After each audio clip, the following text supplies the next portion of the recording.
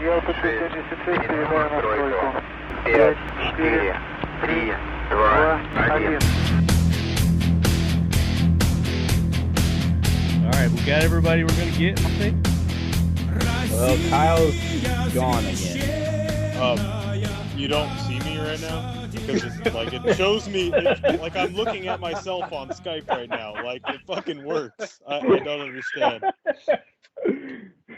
Nope, you are not on here. Oh my god. Not on the plane. It shows your name attached to the thing, but your video doesn't show up, but we can hear you. Can you put like a picture of a gorilla for my place or something? You do that. You should be. Is Brian or Kenny getting on to talk him or no? Brian? No, he's sick. So he's not going to be joining. He went to bed like 2 hours ago. Well, Where's the beaver hunter at? text him. I've already texted him twice. We're not talking about me. Sorry. You hunt beavers too, buddy? I like to smack a beaver around. I said beaver's Golly. almost a different kind of beaver. Different species, I think. Yeah. All right. I think that season coincides with the cougar season as well. Yeah. Yes. Yeah. Yes. I think we can go ahead and start, and then All right. whoever joined us when we get going here. So, all right, AK heads, we are back with another episode of the Talking Lead AK Corner Season 3. This is episode 11 of 12. So we've got one more coming at you after this one, and it promises to be a big episode. This is a big episode. I think this is the most people we've had on the AK Corner in the 3 years that we've done it. And I'm just going to let each of you go around the room here in just a minute, introduce yourselves, tell a little bit about yourselves. But this episode, Lead Heads, we're going to be talking about AK competitions. We've got some of the competitors, the people that compete in these competitions around the country, and maybe even around the world. I don't know. Some of you guys might have traveled abroad to do some of these competitions. And we've got one of the organizers here with us. And we'll introduce him in just a minute. So if you didn't get a chance, make sure you go back to last month's AK Corner. And Jeremy, were you on that one with us? I don't know. We talked about the AK-74 last episode. No. No, I listened to that one. He wasn't. Okay.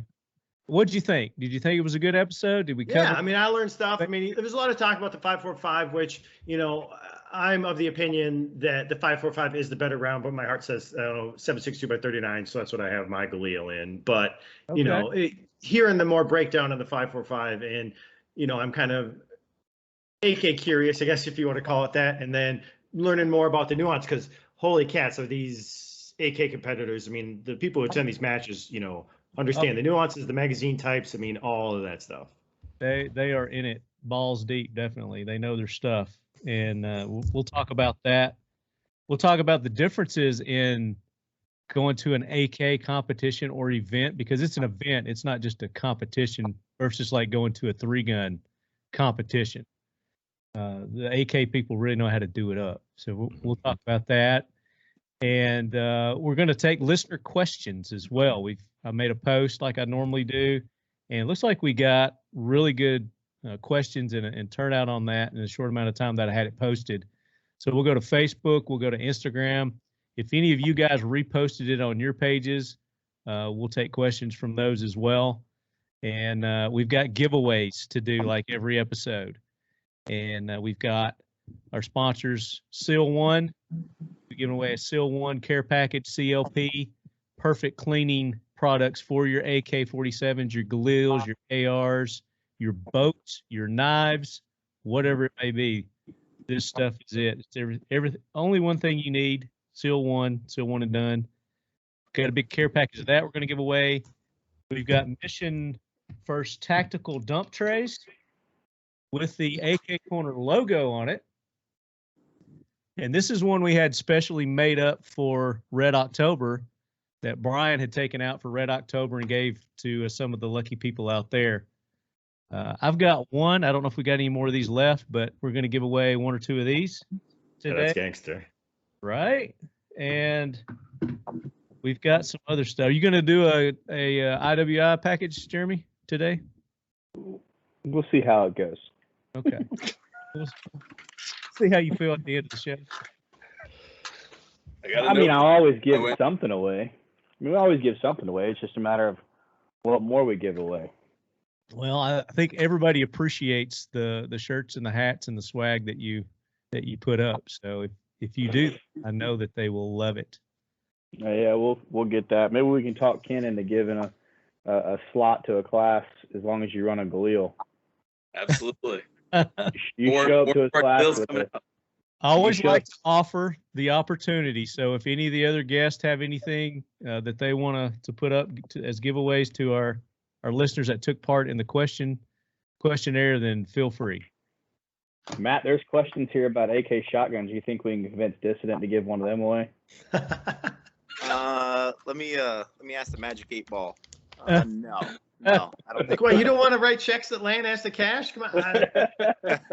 I got a picture of one, an autographed picture of one. That would be something. Yeah. There you go. That's a close second. So, big show lined up for you guys this episode this month, and we'll go ahead and we'll get into it. So Brian, my co-host, Brian Keeney with Occam Defense Solutions, couldn't make it. We usually give away some Occam lube, so we'll probably give away some Occam lube too. I know he'll want to do that. He's sick. I don't know exactly what's wrong with him, but you guys get on his social medias and send him a message and wish him well. Probably just under the weather. It's that time of year, you know. Everybody's got a little crud going on. So Jeremy is going to be my co-host this episode. Yeah. With another adult. Our other sponsors, IWI. So Jeremy, welcome in. Thank you. So you're responsible for the majority of this gang that's here joining us right now. Oh, don't put that on me. This is on you. We were at my first Kalash event, and it was at Kalash Bash, Texas, and I had a great time there. And I guess I kind of got acclimated to the AK events, the AK competition shootings there, and boy, oh boy, was it an eye-opener. It was a great time. Everybody was having a good time. I didn't see anybody that was disgruntled or, you know, anything other than just dog-ass tired because of the heat and whatnot. But Jeremy, talk about that event and IWI, and this is where I met most of these guys, was at that event. Yeah. So appreciate you having us on here. So yeah, Kalash Bash, Texas. This was I think it's the 4th or 5th year it's happened. My years are all kind of jacked up together, but we have supported it ever since it first started.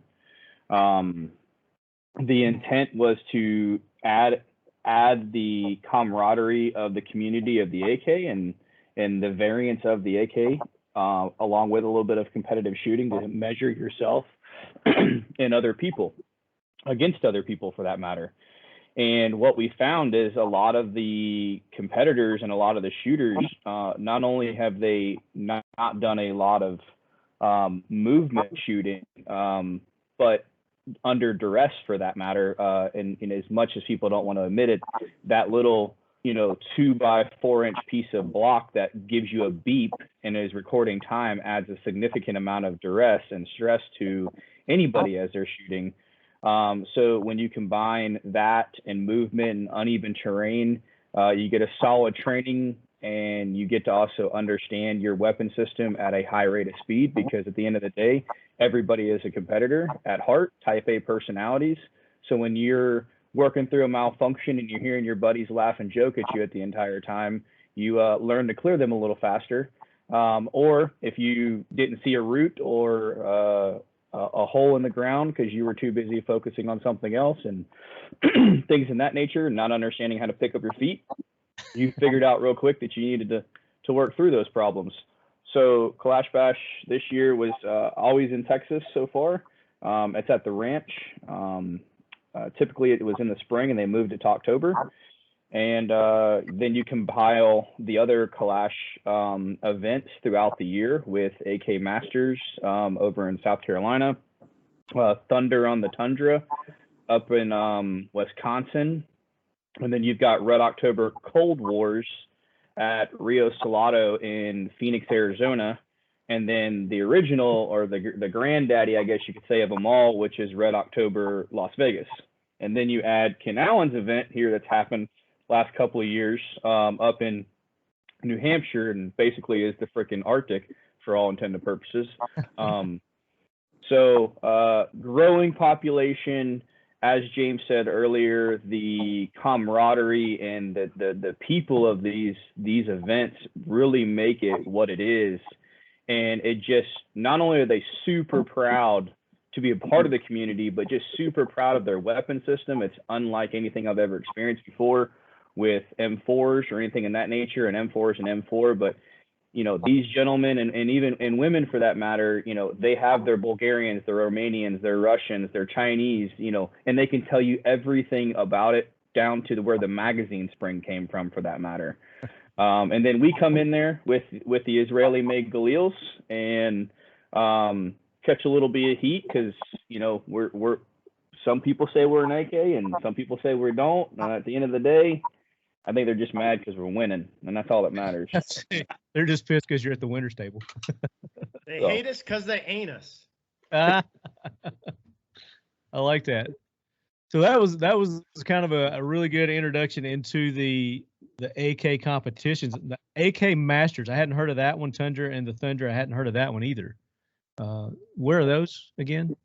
So AK Masters is in South Carolina. It's put on by Palmetto State Armory.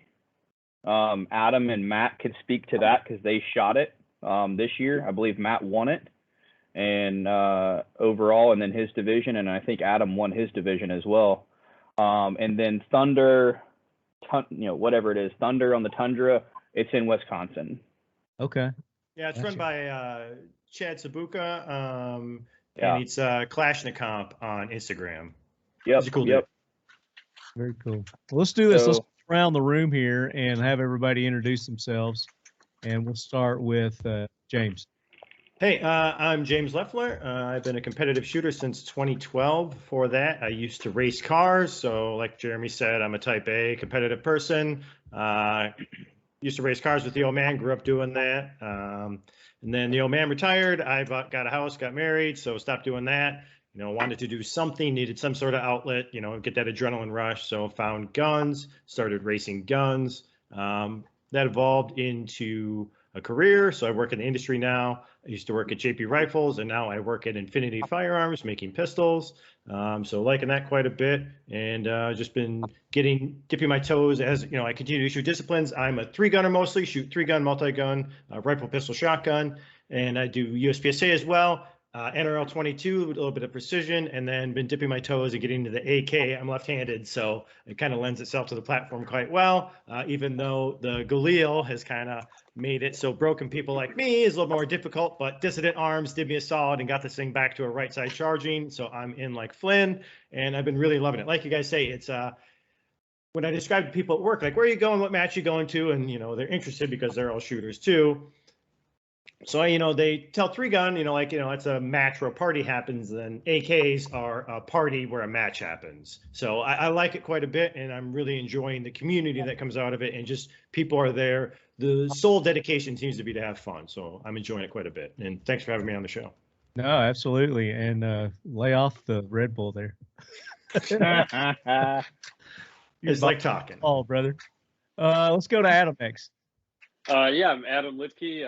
I've been shooting competition now since about 2012, or a little bit earlier. Started with USPSA, which is mostly pistol. Moved on to PCC once that became a thing, and started shooting for IWI a couple years back. And started with the Tavor, our bullpup. Moved into the Galil when Jeremy came on board, and then went to the Zion, our AR-15 platform as well with that. Shoot the Masada, our new pistol, the optics ready pistol. And like James said, I've been doing Kalash Bash and Red October, I think 2 years now each. And then AK Masters was the first year, was this year. I won the 7.62 version. James and I are real men. We shoot real calibers. Nothing against Kitsmiller up there, but real man caliber. And like James said, when it's Red October and Kalash Bash, it really is like a party where some guys like, what we should do is we should shoot guns on the first day and then party all night long, and then shoot guns the second day and then just party all night long the next night. And Kalash Bash, there's a bonfire that's got to be 30, 40 feet tall, and there's literally a rave tent. There's like lasers and lights going on, and then the next day everybody's like, all right, let's go shoot some AKs. It's a great experience. AK Masters was a good one, and can't say enough good things about Jeremy. Jeremy's brought IWI kind of into that foray, sponsoring competitions, and now we sponsor like freaking every AK competition underneath the sun. And he does a lot. I know we donated a bunch of guns this year to different things, and it really brings a lot to the community. And I'm excited to see what happens next year. Oh yeah. And as we're going around, if there's an additional competition that you're aware of, an AK competition, give it a shout out also. And so I think it's important to know that while we speak to the competition as we are competitive shooters, it is not to underestimate what the event really is. And it's really an event with a competition involved with it, right? Kalash Bash had 800 people, but only 235 of them shot the match. Red October had just over 1,100 people come through the gate, and 355 signed up for the match, 323 shot the match. So, and that's all we can feasibly get through in a number of days, and right, like we can't get enough people through. But the original Red October, we had 115 shooters, and now we're up to almost 400. So more and more people are coming. We are all competitive shooters, or in Ken Allen's place, a competitive shooter, but also a defense tactics instructor for many years. But don't underestimate really what it's about, and that is the community and the event for what it's designed and its intent, and that's along with is the competition. Right. And I think as we get into the discussion here, that's going to become more and more evident. So let's go to Matt now. Yeah, good afternoon or good evening. My name is Matt Kitsmiller. I've been shooting for about 5 years now. Started in Mesa, Arizona, shooting pistols at a local little firing line at good old Rio Salado there. And a couple old timers had asked me if I was interested in a weekly steel match they have there. So I finally kind of went out there and made a fool of myself for probably a few months anyhow. And then they introduced me to 3-gun, and that's kind of been my bread and butter and what I've been playing in the main game that I play. Probably four years now, I'd say, something like that. I shot a Galil Ace machine gun at the first Red October Cold War last year in Phoenix. And I practiced with it very little. I zeroed the optics, and I thought, I'm going to put the magazine in, and I'm not going to mag dump. And that's pretty much all I did was the whole time I was supposed to be practicing and learning how the gun shot and where it worked. And I had a blast, man. I went, shot really well, finished well. And then this year when it came to kind of sorting out sponsors, I met Jeremy around the same time that I was kind of shopping for something that fit a little bit better. So IWI plays well with another sponsor of mine and a couple other guys on here, Dissident Arms. You can mention them, yeah. Yeah, so I don't know, it just kind of fell into place, and Jeremy and I kind of talked about the AK Masters event, and I didn't know, and the AK community is much different than anything that I've ever played in. The club that I came from is a very conservative pistol club. So going to the AK events, it was like, I met Adam out at the Clinton House in South Carolina, and it was like constantly doing this and watching the people walk by. But the passion was there, so that's what kind of got me hooked. And there was some pretty fun competition, a lot of camaraderie. So I put a couple more AK matches on my schedule this year, and Kyle and Adam and I got out there, and James and most all of us on this call actually got out there and hammered all over the place. So yeah, it's been fun, enjoying it. Nice. And Kyle, are you still with us? Did we lose Kyle? Hey, Kyle. Kyle. All right, we'll come back to Kyle. He must have got arrested by the Ford police. Ken Allen? Yeah, man. So thank you for having me on with you guys. It's a real pleasure and an honor.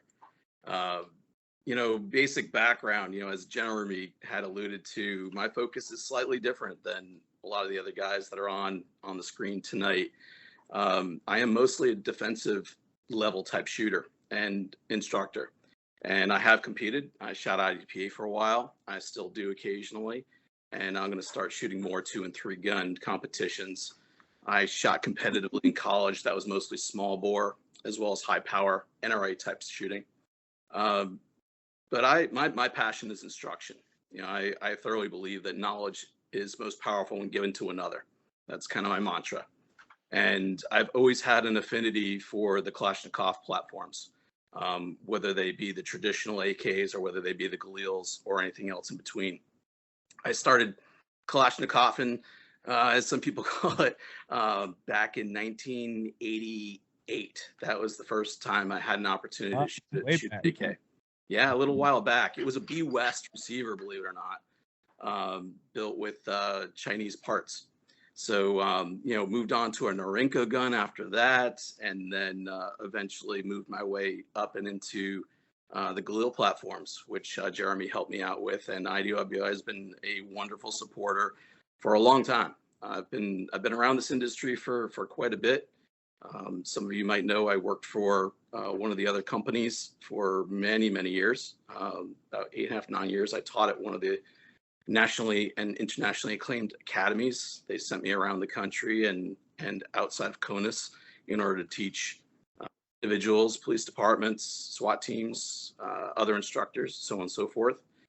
And, it was actually the AK platform that drove me to take a very deep step out of my own. And I was very fortunate to land on my feet eventually and make something of this. The AK world and the people in the AK world, as has been noted, are absolutely amazing people.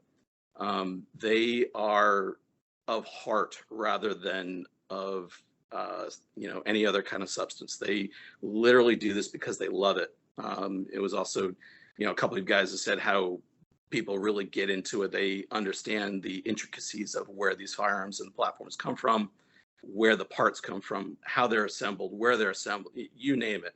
They have far more in-depth knowledge and background in some of the intricacies of these systems than I'll ever be able to absorb. And I am always learning stuff from my students and folks in the community that join us. Yeah, and I think that's the great thing about the AK too, is that there's no one company that's exactly like the other. There's always something different about them, and I think that's probably out of necessity why shooters have to learn their own AK, and all the little nuances about their brand and their AK that they have, which country it's from, and the parts that it uses. And I think that plays a big part in the nostalgia that they eventually get into and the history of it. So, and that's the great thing about the AK, is it does have a deep, rich history. It really does. And these folks love to share it around. We have folks coming in to our events. The event that I run is Kalashtober. Typically has been in October, and we moved it to September this past year. We were sold out last year and sold out this year. It's a different style event. It's based in and around defensive types shooting, but we have a competition aspect to it. As Jeremy alluded to, that is actually how you start to really truly learn.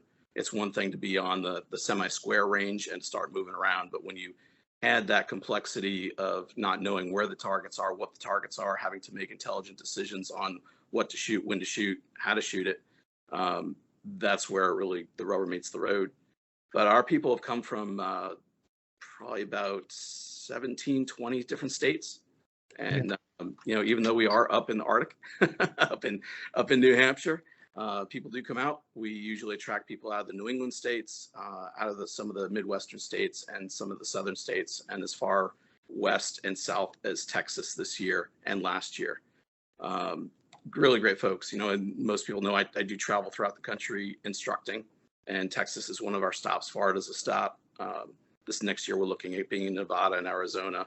We do go to Illinois, and wherever else we might be invited to do some work. Tennessee, baby, Tennessee, come down. Absolutely. Yeah, let's set it up. Let's do it. I'm sure we'll be back to Florida pretty soon. I know we're going back to Texas. Those guys are great. We love getting together with those folks. But yeah, the crew that comes out, these people are they're amazing. It is a community. It truly is. And that's what the events are based upon.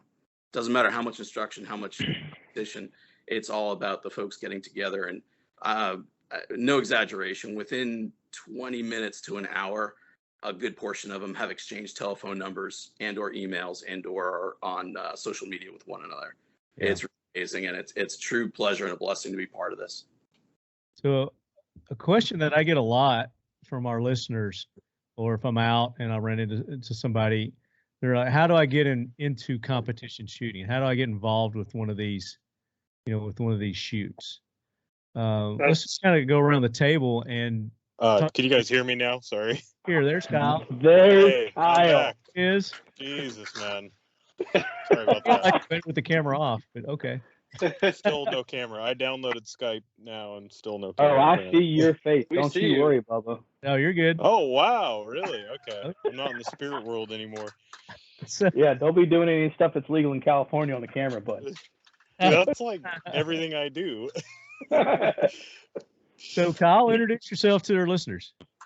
All right. So I'm Kyle Litzy. Been shooting competitively for about 5 years now. Before that, I played like everybody else. Everybody else had some vice of that got their adrenaline fix.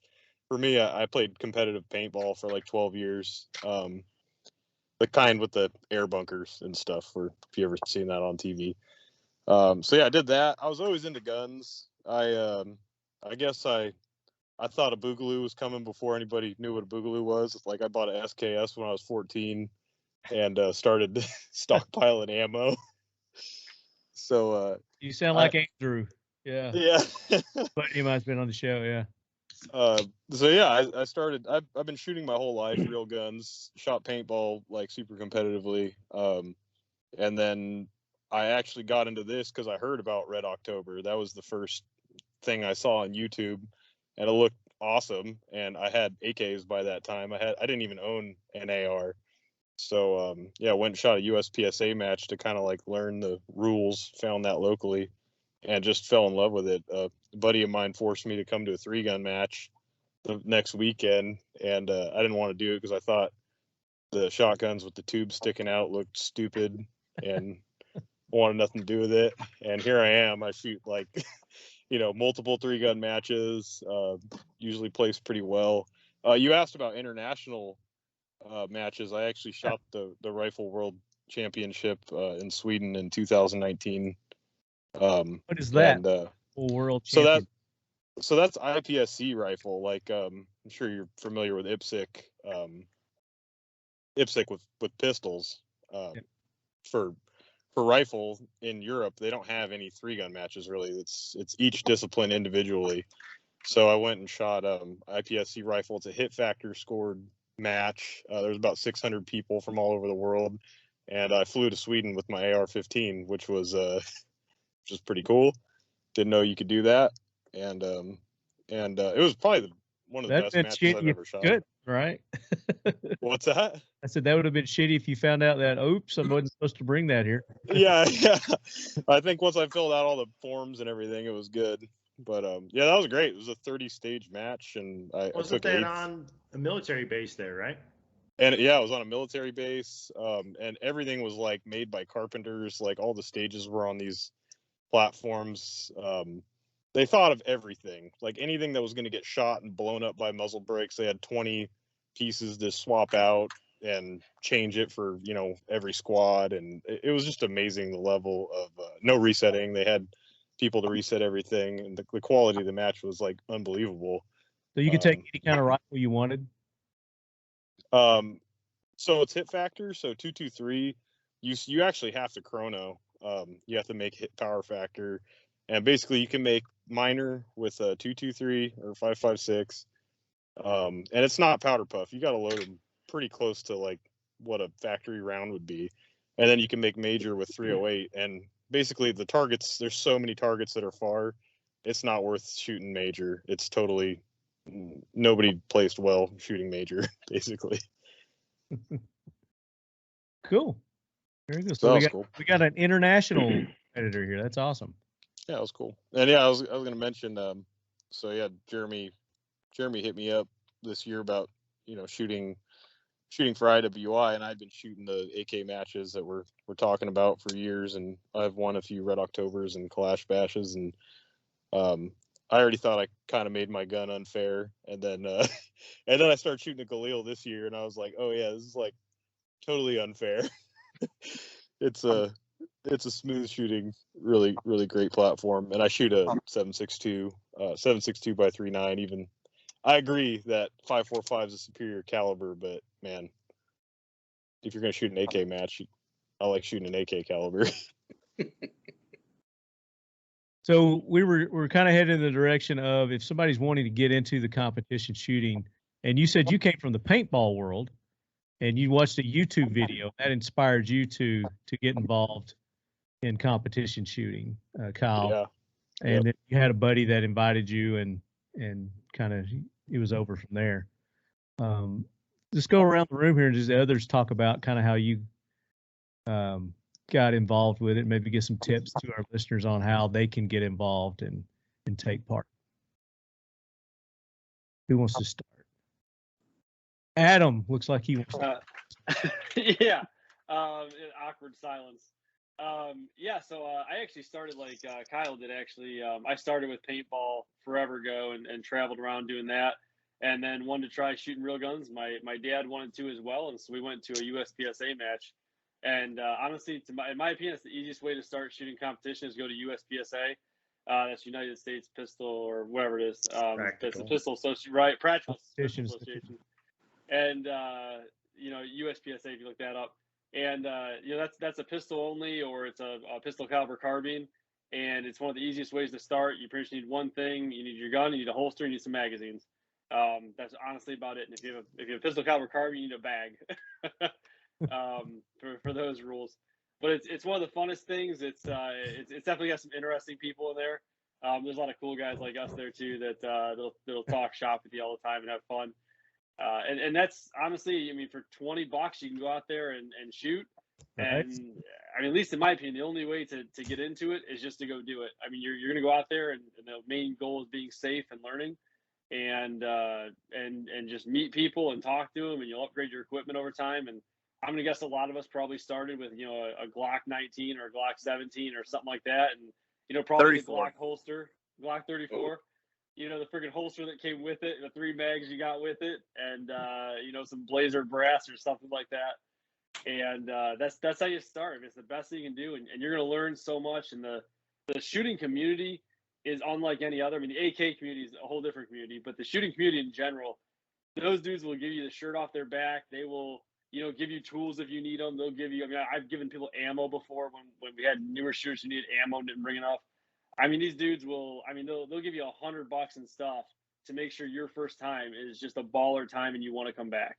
And it's, I mean, it's hard to find that anywhere else where guys who are generally alpha mentalities will just do everything and anything to make sure your first time makes you want to come back a second time, and a third time, and a fourth time, and a fifth time. And the guys in this room are definitely those guys. I mean, it really is like this group will do that. So that's been my experience too, to not only just the AK, but any of the shooting competitions, the 3 guns. I mean, I've even seen guys let other guys use their guns. All the time. Their guns will break down for whatever reason. They're like, here, shoot mine. And they're more than happy to do that because they want them to see how good their shit is. It's like, so I did that at Clash Bash. They want to brag about how good their equipment is. Yeah, I wanted to show off the Galil. So a guy in our squad had his optic go down. The battery died. No big deal. And he didn't have a battery or anything like that. I'm like, hey, you can run my gun. We were in the same division. Like, completely safe. He's like, is that okay? And I'm like, yeah, you're going to put 40 rounds on it. That's totally okay. Cool. And he got to see how awesome the Galil was. And he thanked me afterwards. I'm like, no, man, it's no big deal. Like, I'm happy to help, I wish, So the old idea that AKs don't break, in my experience, I love AKs, but they break, and they break way more than ARs. And good friend of mine, Jay Lizo, his went down at Red October just a couple weeks ago, and Michael Ill made it through all of October without being cleaned, all the matches, and ran like a champ. I'm like, hey, let's add one more match to it, and he shot that Galil the whole match, and did great with it. Well, so to caveat, to add to that, what you're saying, Lefty, is that I think the biggest reason why shooters and like actual shooters are so willing to hand off their rifle and or pistol and or shotgun, depending on where you're at, and Ken, you can probably speak to this too, is that there's a lot of people that just don't fully understand what a tuned rifle system is capable of doing, or a tuned pistol for that matter. They get it out of the box, they take it to the range, it's great, it's factory setup and whatnot. And a lot of people have this misconception that if I'm going to put competition, and I'm air quoting competition product on there, that somehow it's going to make it less reliable. And when people tell me that, I'm like, you realize that there are people in this conversation right now that make their living based off of pulling a trigger at a high level, racing a clock. Why would they put something that's not reliable on the weapon system? But the bulk of the time, these people are when they're handing a shotgun, rifle, or pistol over, and at the AK match is softly just an AK, for any stretch of imagination, it's a tuned weapon system, a finely tuned weapon system, and their minds are blown. They're like, my gun can get to this? You mean to tell me it can go to that? And I'm not going to lose reliability. I'm not going to lose the durability. No, actually, you're putting less stress on the gun because we're pulling some gas off the system. We're making these mag changes easier. We're doing things that are racing a clock, but it's doing nothing but enhancing you as a shooter to become a better shooter. And 9 times out of 10, their minds are blown. Like, wait a minute, like there's these parts available. I'm in. Where do I go buy them? Oh, absolutely. And I think that goes a long way too with the sponsorships, and for the shooters to be able to showcase who's got them to their point in their career at this time too, and that's an awesome way to do that. Yeah, I mean, like when I set out to go get shooters right for IWI, honestly, I could care less how much you're going to win. I'm looking for 2 things. One, how good of an ambassador you're going to be to the company. Because at the end of the day, I have that mentality like the military does. If you're going to represent my company, you're going to represent it 24 hours a day, 7 days a week. And with that, I'm also looking with people who can think, and not necessarily think like just quickly, whatever. But, Kyle and Matt and the rest of these guys, I mean, they are constantly sending us feedback. Ken as well are sending us feedback on what the weapon systems are doing in the field. Where can we improve on the next generation? And all this information is being pushed back to our engineers in Israel, saying, have you entertained this idea? Have you looked at this? At the end of the day, we're not 100% engineers, but we're trigger pullers and competitive shooters, and just really anybody that's a true shooter in the United States is putting more rounds in a non-controlled environment through their weapon systems in an average month than most people are doing it in a year. So, when we're looking at updating the weapon system, these guys on this call and many others are getting phone calls and prototypes, and they are absolutely destroying product in the process to tell me, like, where can we continue to improve? And, there's plenty of trigger pullers out there, but can you tell me where I can improve is going to be the next question. I think people see the value in that. They see the value in competition shooters. There's proof in that. I mean, like 1 to 6 optics, LVPO optics. As far as I know, that kind of started in competition shooting. Yeah. And it's really taken off, even in the defensive realm. Guys are shooting at competition as well as from the defensive side. It can't be beat for all the lengths and distances you can use that thing for. Yeah, and I think that's what competitions are good for also, is it's pushing a product to its limit so that the manufacturers can see how far it can go, and then they make the improvements from there. And, not only for the competitions, but just for everyday use as well. Absolutely. It's definitely a breath of fresh air. If anyone's ever worked, whether it's inside the industry or in their in their professional career, if you've ever worked with an outfit or a company, a brand, an organization that isn't interested in innovation and isn't interested in growth and isn't interested in real expansion and making a difference and making an impact on their communities and on their cultures and in their industry, it's frustrating. You know, I've worked with a couple companies that they weren't interested in that, and I'd say that's fine. I mean, I guess that's the polite way to say it, but it's not what I'm interested in. And I know all of these guys on this call. I don't know you, Ken, very well, but I know all these other knuckleheads are tinkerers, and we like to twist and tune. And Kyle's probably like the granddaddy of all of us tinkerers on here, because he plays with like machinist tools and things like that. But it's fun, you know. I think life's too short to take yourself super seriously and not have some fun and twist it and make it better and break it and rebuild it, and doing it with cool people is always a pleasure. Well, and to answer your question, Lefler, what you said, like, how do you get in competition? Honestly, social media and show up. We bring IWI specifically. I can't speak to everybody, but if we are sponsoring the event, we have spare rifles ready to go, zeroed. We have a bay for anybody to go grab them. All you have to do is get on our squad so that you have an IWI employee with you. You bring the ammunition, we'll make sure it's running, everything's checking out okay. We put K&S pistons in guns for a reason, just because we can tune the gas depending on your ammunition subset, Adam. And then I knew that was coming. Adam, I'm there with you, dude. It's okay. So we bring extra rifles and we tell people to come out and have a good time. At the end of the day, our goal, and I did an interview at Kalash Bash, and I'll stand behind that. I'm a firm believer in the securement of the Second Amendment is getting people moving and shooting, because standing flat-footed on a range is absolutely the most boringest thing that anybody can do. Do you need to learn the fundamentals? Absolutely. Don't disagree with that. Do you need to be safe? Absolutely. But you can be safe in moving in a direction to the end of the objective under duress with a time, and then the next year you'll be a little faster, and the next year you'll be a little faster. What people don't fully understand sometimes is that they look at the people on this call and they're moving so much faster, and it's like they're not pulling the trigger any faster than you. They're just doing everything in the middle faster. And then when you take that and combined it, it's overwhelming. It's nerve-wracking for a lot of people. But don't kid yourself. Every person on this call, very first stage, very first match of the year, their buttholes are equally as tight because they ain't done anything for the last 6 months to, whatever. And they're nervous, right? Ken lives up in the Arctic. Kitsmiller's living up in the Arctic now. Ground's frozen 6 months out of the year. We can't do shit. We do that. Yeah. So, Kyle's in freaking California. They don't have very many guns they can actually legally own out there anyway. So he's probably going to go with one he's got anyway, right? Yeah. So the biggest thing I can tell people is, get online, practicescore.com, check up, find a match, USPSA, rifle, shotgun, just show up and take a look what's going on. If you're interested in the AK and the comp block error type weapon systems, there ain't but a handful of them out there, and they advertise them very well.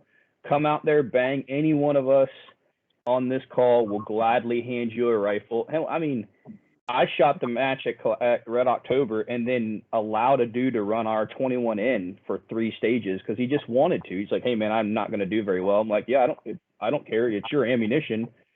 And he ran a machine gun. He's done that every single year. The very last stage of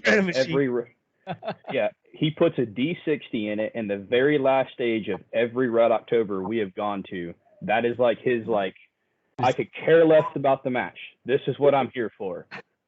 And D60 works in a 5.56, boys, just for the record. So sweet. Get out there, try it. Even if you don't own it, most people gladly feed it to you. But you got to sign up for it, right? You got to take that step. That's the key. You have to take the step of saying, you know what, I'm probably going to be humbled, and that's okay, because I'm going to come back and stomp you next year and rock on. And I encourage that, right? If you're going to put the effort into beating some of these top level shooters, Matt and Kyle, Josh, Zach, Max Leograndis, and those boys that are very high level shooters in their disciplines, If you're going to put that effort in there, rock on, dude. They want that. I promise you. They want you to bang with them on a high level. And you know, it's funny, Jeremy, you were talking about how mesmerized people are that you can do these things to their guns. And I think people who haven't shot competition, like, they don't even understand their gear. Like, if they have a great gun or a crappy gun, a gun that recoils a lot or a gun that shoots soft, it doesn't make any difference. And they have no clue until they start doing stuff under pressure and realizing, like, oh, I need to shoot this target, this little steel AC zone at 50 yards twice as fast as I can. And it takes forever because they're getting jarred around and by their stock AK-47 with a slant muzzle brake and untuned gas system. And then you start to realize the things that are holding you back, and then you can make like educated decisions. Like, it's not only that the pressure and getting better as a shooter and it affecting your shooting skills, but also changing your gear in ways that make sense. Absolutely. I mean, you're not going to know that until you go shoot. Maybe that wish plate carrier isn't the greatest, and you won't know until you're on the clock. And the thing is that in this community, there's divisions for that. Armor division, you're in full helmet, full kit, real plates, and full water kits, and all mag changes are coming from, one can come from the belt, and then the rest have to come from the chest. And that's an entire division. It's a category, I believe. I misspoke. It's a category. You still have to shoot, obviously, your 7.62, 5.45, or 5.56 respectively with irons or optics. But at the end of the day, if you want to run around in the Texas heat or the Las Vegas metro area in heat and full kit, rock on. There's a division for that. Well, let's talk about that. I think that answers our question on how people can get involved in this. It's just, find an event and go to it and do it. Your local ranges probably have things set up, so you could go to your local range. You can always email me, talkinglit@gmail.com. Let me know where you're at, and I'll find an event for you to attend. Same thing with you guys. I'm sure they'd be happy to do the same. Using, like Jeremy said, using social media. I mean, I know most of us, I'm sure all of us on this call are constantly fielding, DMs about all kinds of, whether it be like basic gunsmithing to how to get started shooting. But it's humbling. So a lot of people, they don't want to take the first step, and that first step's the most humbling and challenging one. But it's super rewarding after that. You learn, you grow. It sucks. It's awesome. It sucks. It's awesome. You're nervous, and I haven't gotten past the nervous part. I think I'll probably stop shooting if I'm not nervous anymore. Because I kind of, like everybody else, I came from a competitive, all kinds of competitive things before I came to shooting, and it's an absolute blast. It's a hoot. That means you're getting complacent if you're not nervous anymore. Yeah. You didn't spend all that money with Ken Allen to learn defensive tactics and not have a place to apply defensive tactics. Yeah. Yeah. You're probably going to be waiting for bad guys to come for a long ass time. You might as well go shoot some paper and some steel while you're at it. Heck yeah. So let's do this. Let's kind of go around the table here, and because I know a lot of the questions are going to be, what are your setups, what are you running, type thing. But before we get into that, I want to talk about some of the events and the events that you guys have personally attended and shot, and rank them maybe like hardest, funnest. Let's put little labels on them. So as you're going through talking about the events that you've shot in and that you've done, label them as, one of those kind of categories. So let's just let's start it easy. So we'll start with AK Masters. Okay. So I think that's going to be probably just Kitsmiller and Adam. Go ahead, Adam. Yeah, so AK Masters is that's one that it was definitely an AK match, and they're starting the community feel now. It was the first year this year, so they're just getting into that. Really well put on. The stages were very, very good, and we had people there from literally a guy who unboxed a Galil at the event, put a mag in it, and walked out and started shooting, to guys like Kitsmiller and Jeff or James, and guys who were like running guns. And so it can go from anything to everything. And that was one of those events that, IWI was there, Distant Arms was there. And I don't know how many questions we fielded, how many guns we helped set up, how many guns we helped tune, how many magazines we lent out, how much ammo we gave away. It was that match specifically was an awesome match. And one of the best parts was the overall winner. He got a tracksuit, and they had him do his squat with his AK for the photos. And he's a big dude. I mean, the dude's like 6'3", he's in a tracksuit, sweating like a whore in church. And that sweatsuit was something you'd never want to have after that, because that thing was full of sweat. But because it's what, in middle of June, it's like 90 to 100 degrees out in freaking South Carolina at Clinton House, and the dude's in a full velour tracksuit after winning. That's great. And he shot a PCC, which shouldn't count, but whatever. That's stuff you don't see at a like a normal 3-gun or AR competition. No, 100% not. That is the AK crowd. That is it is the salt of the earth. And honest to God, Jeremy knows my favorite events of the entire year are AK matches, because you just can't beat it. Now, you said this was a Palmetto State Armory put on event? Yes. Okay. Yep. Right. Who else shot it? Kyle? I shot it. Adam and I shot on the same squad, and I think, correct me if I'm wrong, Adam, but I'm pretty sure you and I were the only like normal like people that compete regularly, and most of the other folks in our squad, I think maybe they shoot a couple AK events a year, if they've ever shot any. Does that sound about right? Yeah, I think if you would have asked a survey question, they'd been like, so these two guys in jerseys were running around like Superman, diving all over the place, shooting stuff really fast, and we don't know what happened, but man, their times were pretty decent.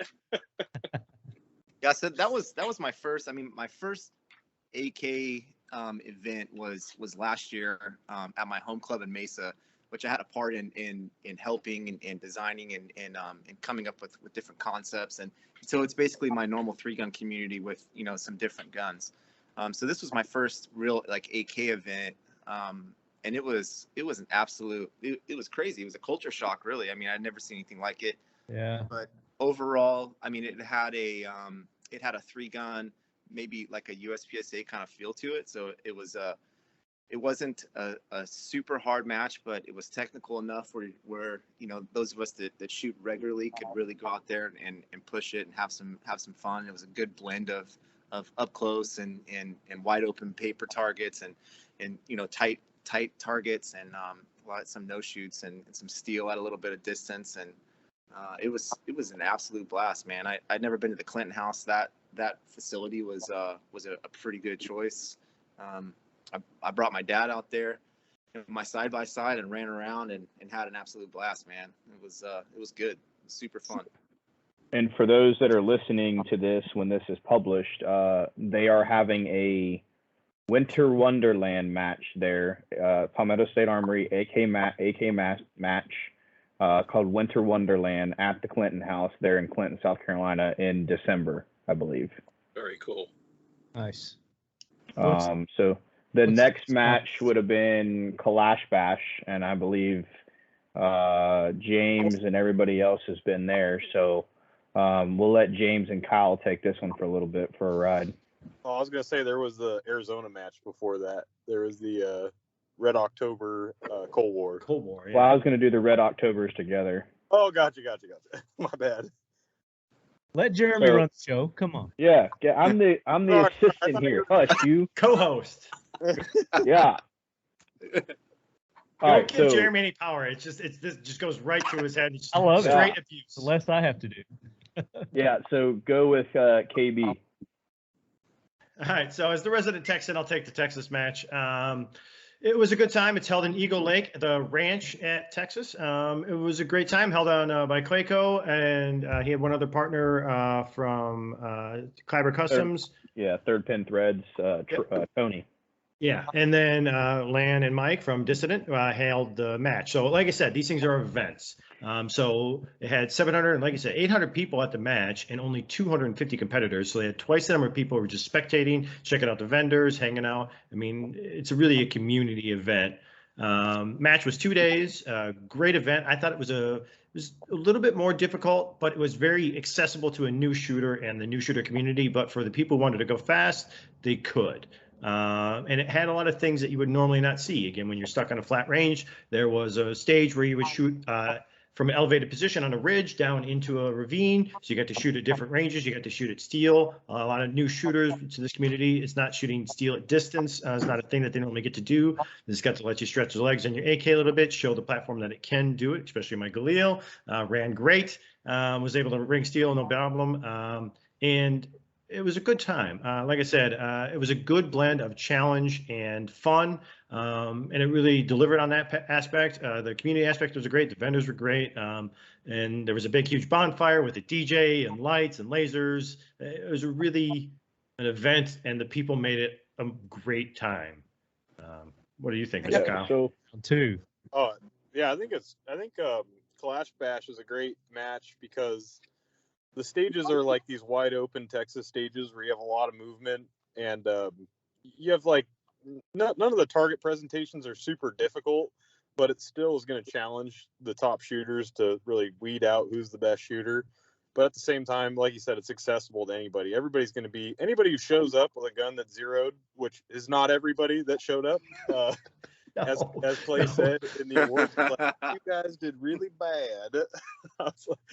But it's totally accessible, and it's super fun because you got all this movement, shooting on the move, you're running different angles, you're shooting the gun unshouldered over the top of a wall and, you know, underneath little slits. So as far as that goes, it's I think it's a great balance for an AK match. And then as far as like the culture, Texas has got its own AK culture. It's its own beast there.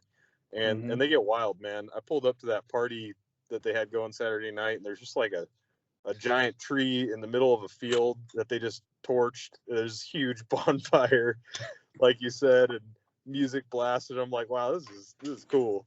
Yeah, they actually have a campground that everybody can go to, which is cool. Yep. They give you the option, and of course it fills up that people can camp out, and then they have that.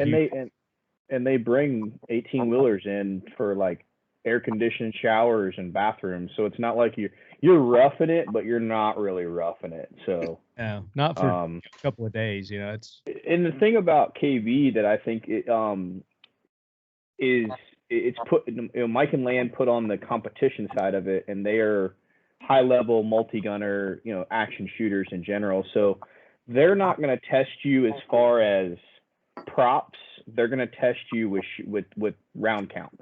They're going to run the round counts up. So each stage, it did require you a mag change. So you were having to on the run, on a high walk, high sprint, do a mag change. And then, as Ken calls it, you know, rollover prone, junkyard prone, things in that nature. There was many people that didn't understand, you know, because Mike and Land put them in positions where they had to roll the rifle to one direction or the other, and they're missing steel at 50, 60, 70 yards, and they just didn't understand the trajectory of their rounds because they've always ever shot north-south. They've never shot it on an east-west plane, but also having to shoot off of a single 4x4 and not understanding that the AK system, while great, it also has its flaws being a non-free float system, and they can't understand why they're missing full-size chest plates at 35 yards and they're shooting 6 foot on top of them. And that's because they're torquing down on their rail that they put on it, on their gun, and it's attached to the barrel, and it's pushing the barrel, you know, to the end of the bay.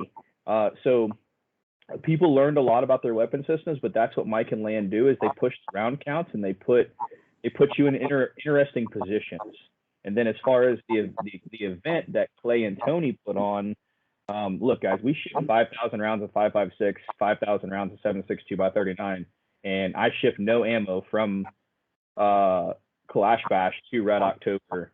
I had to ship other ammo to Red October. We brought our machine guns. We load the mags. You pay to come to the event, and we let you burn our guns down. They have suppressors. They're machine guns. They're not my guns. I don't care if you melt them. Have a great day. They tried. They tried. Oh, they tried. And then, you know, there's people on staff, KNS, RS Regulate from Scott. Scott and those boys were there. if they're part of that AK community, they are there to sell you product. They're there to help you with any issues. I mean, Scott was installing rails on the range. I had people grabbing me wanting to purchase rifles, and we weren't there selling rifles, but other dealers were there selling rifles.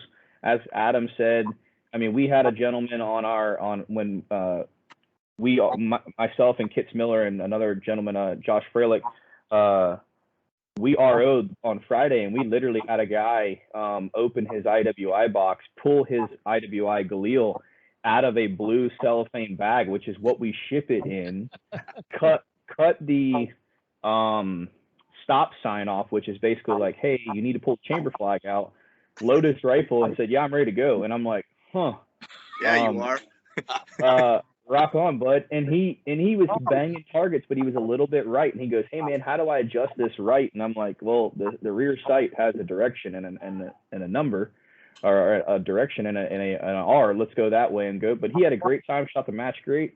And yeah, it's just overall it's a good time. And that's a good point. I mean, with people that are dipping their toes in, especially rifle matches, where you might be shooting from 5 yards to 50 yards, maybe 100 yards. I think we fielded those questions, Jeremy, between you, Josh, and I think we fielded those questions once different competitors, especially the newer folks, once they understood what questions to ask, and they didn't understand why they're shooting at 50 yards and their impacts are 6 feet right or 6 feet left.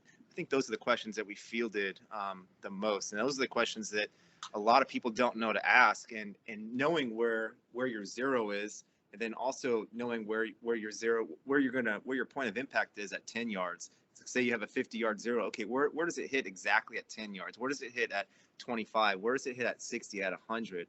And using paper to really give you a true idea and knowing where those point of impacts are will go a long way, because I saw a lot of people when we were ROing and in our squad when we were shooting that they were getting frustrated, and once they understood where their impacts were, they could make those corrections. And you could tell even the folks that were I'm just here for a good time, I'm not I'm not very competitive, which is kind of the kiss of death. And a lot of people say that, but very few stay in that mindset. Most of them, they want to progress. The competitive side, especially with dudes, we want to do better. And why is that guy whooping my ass? I'm just as strong, or I'm just as fast. And so it kind of pushes and pushes each individual competitor. So I don't think anybody's as fast as James after he's drank a Red Bull. He should be banned from drinking Red Bull, period. I'm just saying, that out there. He's just a motorhead to begin with, so he's speed. He was built for speed. But I got to go fast and take chances. It's not my fault. So I was mainly on the the spectator side, the event side of that event, and compared to other events that I've been to, it was very interactive. It was more interactive than any range day or competition shoot that I've ever been to, as far as the spectators, that side of things, because they really get you involved. And just like IWI had their booth set up to where people could come and they could shoot, there was other ones that had little mini competitions that were set up and maybe get people in the mindset of maybe next year I'll actually sign up and I'll do the competition. So just to give them a little taste of the timing, the pressure, the stress that they go through in shooting the competition. But they also win prizes. So that's an awesome thing that a lot of other events, non-AK events that I've been to, that they don't really do is they give prizes to not only the competitors but the people who attend just to spectate and support the whole event too. And they're really nice prizes too. I mean, it's not like they're giving away shirts and hats. They're giving away guns to these people. So yeah, we gave away a Galil, basically a random 2 people selected, and they had to drag race to the end of the range, touch a target, grab a patch, and bring it back to me. By drag race, make sure you clarify that means foot race, like foot race. Yeah. Foot race. Take their shoes off. Homeboy in blue jeans and cowboy boots laid the hurt, son. Let me tell you. That's awesome. Some other obstacles at that range was they had wildlife running around. Yeah. They had these exotic deer that didn't give a shit that you They were were shooting. close. No, they'd run right across the range while you're shooting, and you'd have to stop, shooting because they're endangered. You're not supposed to shoot them or whatever, but and you could actually die at that range too because there's rattlesnakes and so Turtles, dude. turtles, snapping turtles. Don't tell Josh. So what's our next event? Let's get to our next one. So the next one is going to be Red October Cold Wars, Rio Salado, Phoenix, Arizona. Kitsmiller and Kyle shot that this year. Okay. Go, Kyle. Yeah, so as far as AK matches go, difficulty wise, it's on a whole nother level. It's a full blown 3-gun match difficulty because Matt's old home range there, Rio Salado, they're one of the longest running 3-gun matches in the country called Superstition 3-gun. And basically you have the same crew there setting it up, the same kind of target presentations and brains building these stages. And for somebody like me, like, a higher level competitor, I thought it was freaking awesome. You had memory stages, you had long range on more than half of the stages, and I'm talking like 200 to 300 yard shots on full size USPSA steels or AC zones. And you even had a moving target, a rotating moving target that only presents over the top of a steel plate at 250 yards. On top of that, you had activator sequences like you'd see in a USPSA short course, or I guess USPSA doesn't do short courses, a IPSC short course. And it, like, kind of complex looking at first sight, like, how am I going to do this? But all totally doable if you, got your timing right. Clays, you're shooting clays at 50 yards with your AK. And all around, it was a shooter's match. Like, that was one where people needed to be a little bit more prepared showing up if they wanted to actually hit all the targets. And it seemed like everybody there, the match still flowed great because they've got it dialed. Rio Salado, if you want to shoot a good match, I don't think it really matters if it's Area 2 USPSA, if it's Superstition 3-gun, or if it's a Red October AK match. It's just like a fantastic match that's run really well. Stephanie, match director, does a great job, and all the ROs there do a great job too. And yeah, me and Matt did great there. I won it overall. And where'd you finish, Matt? You were third and open. Third and open. Yeah, so we went and did great. It's like, I won it. Where'd you finish, Matt? Yeah. Well, what Kyle's not telling you is Kyle had iron sights. Yeah. Oh shit! Went with irons. Nice. With a rocket lock. Yeah. So that match, like Kyle said, is very much a challenging, aggressive, a totally different match than all of the others that, I haven't shot the one in Vegas, but the other matches that I shot this year, AK events, they're not even close to the level of difficulty. So yeah, it's a super fun match. Like Kyle said, it was my home range. So to give you an idea of how difficult when we first got that, so there's a moving target, like Kyle said, that we shot. I think last year we shot at Kyle at Mystery Mountain at a 3-gun match, right? Mm-hmm. Yeah, it was 300 yards there. Yeah, so I was there helping set up that match last year, the 3-gun match that is. And when we started talking about building that, and I told him I'd help him, and that target came in, it's a whole apparatus, and it literally rotates 360 degrees. Initially, we were going to have no-shoot steel plates, so that if you missed the target and you shot the no-shoot, it would flash a different color and indicate every time it would flash, you would incur, penalties, which, luckily we ran it in a local club match prior. It was hard enough, bro. I know it.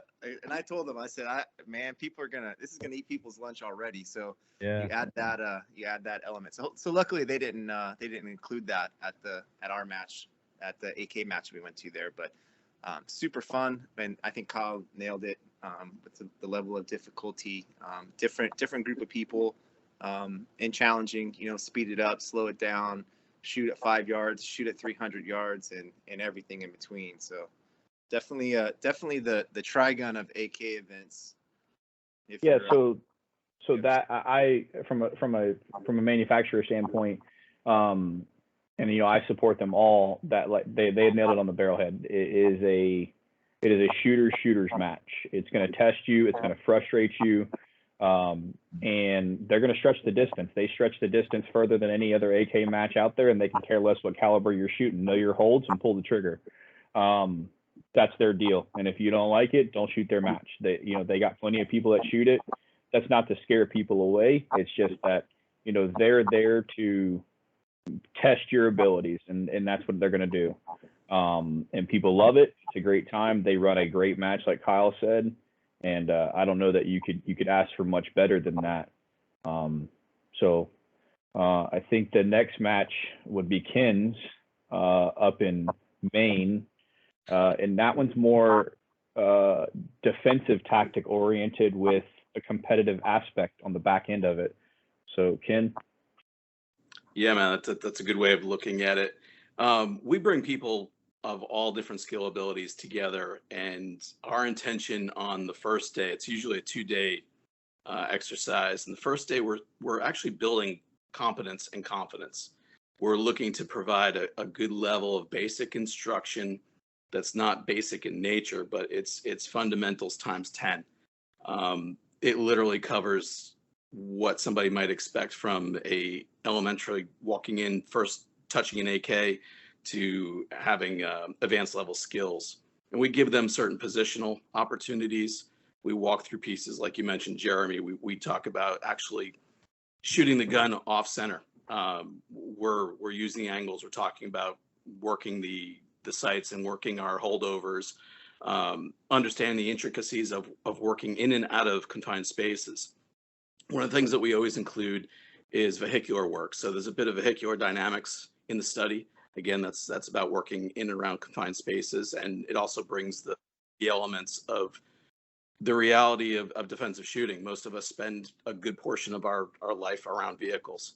So if you don't know how to shoot in and around those spaces, it's something to learn and something to experience. So for some people, it's their first opportunity to do that, and others, it's expanding upon it for them. We throw other things into the mix. This year we added a grenade throw. We set up 4 targets down range, and we put up barriers so grenades would bounce off the barriers. We had a hit zone. We had calculated partial hit zones, so there would be partial points versus full points.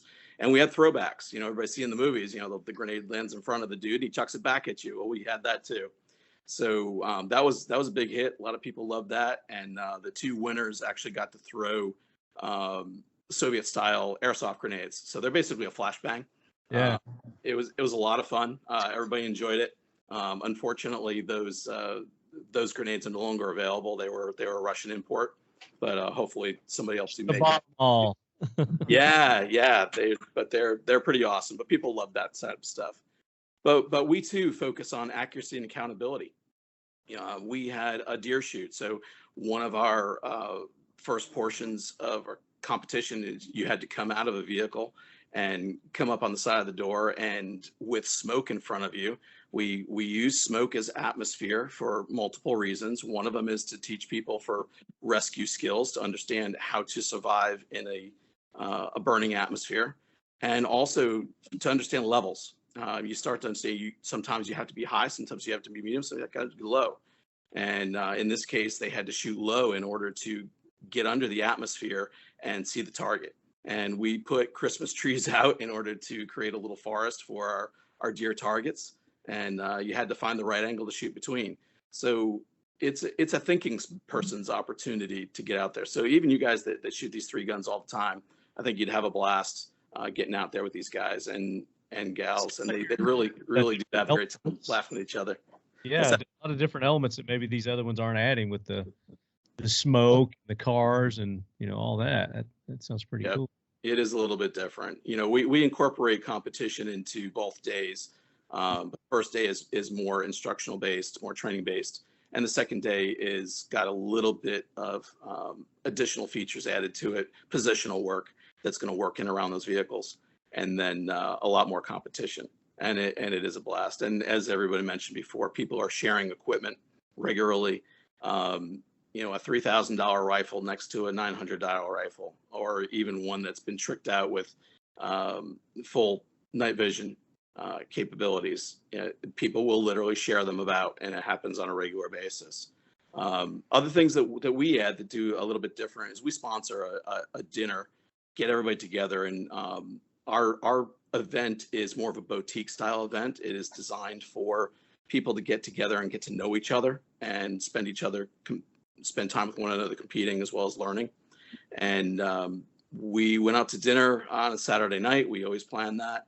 And we had about 95% of our folks that were attending, either at a sponsorship or shooting the event, attend the dinner that night.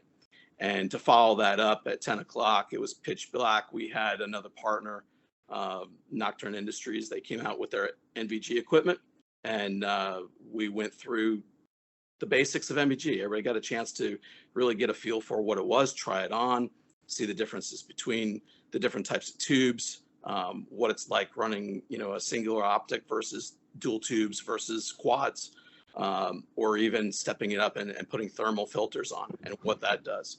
So no matter what the interest is, something's out there for them. We come back the next day and we have a costume contest. So I enjoy the fact that somebody shot it in their tracksuit, because we actually have our competitors shoot in their costumes. The costume isn't valid unless they've shot the competition that follows that in their costume. That sets apart the winners. Is there like a themed costume, or can they show up like Batman or whatever? No, it's got to be Kalash from around the world. Okay. The only caveat we put to that is I am not a supporter of ski. I know that's a big thing on Earth here, but we shoot at people with ski masks, so we prefer they don't have that, and we also prefer that the costume be non-terrorist and basis. Again, we shoot at those people, so we would rather they not be our people. I think Jeremy knows what I'm talking about with that. Yes, sir. Yes, sir. Yeah. So just a little bit different. And the other thing, I want to point out stuff that's a little bit different. You know, the Kalash community, when it comes to 2 and 3 guns, tends to run a little bit more, I'll say, open than we do in defensive type and defensive level shooting. We actually run a selector regularly. So if you run a selector on an AR or on a SCAR or on a Bren or whatever it is that you're shooting, we expect you to run a selector in the same fashion. So if you are not having eyes on target, that selector is unsafe. If you are moving, that selector is unsafe. Any sort of shift that you are not prepared to actually be on target and ready to shoot, that selector is unsafe. And it's a little bit different than some of the rules in other places, but it forces, again, a level of competence that is also on the legal side of things. So we're always talking about what are the implications of every round that you put down range, and we put an accountability to that. So we score every target. We use pie plates a lot. They're very easy to put up, very easy to take down, and they're very easy to score. And it's just one of those other aspects. But again, a lot of folks coming out. We really enjoy having them. The community is everything. It's super heartwarming. I was really, really thrilled this year. We had over 30 sponsors support us and over $6,000 in prizes. And yeah, it was great. You know, we had one supporter, which was Atlantic Farms out of Maryland. Those guys made one of my dreams a reality. I wanted to do a surplus pickup. So we did a true battlefield pickup and had a event that actually ran for about 1 hour and 15 minutes with 4 teams, 7 on each team. And they had to pick up a surplus piece of equipment each way out, carry it through. And each time they would go up and pick up a bayonet and stab a target in order to take the rifle from that target, and then they'd engage. And they were trading rifles at that point, and those rifles were taking on a lot of sand.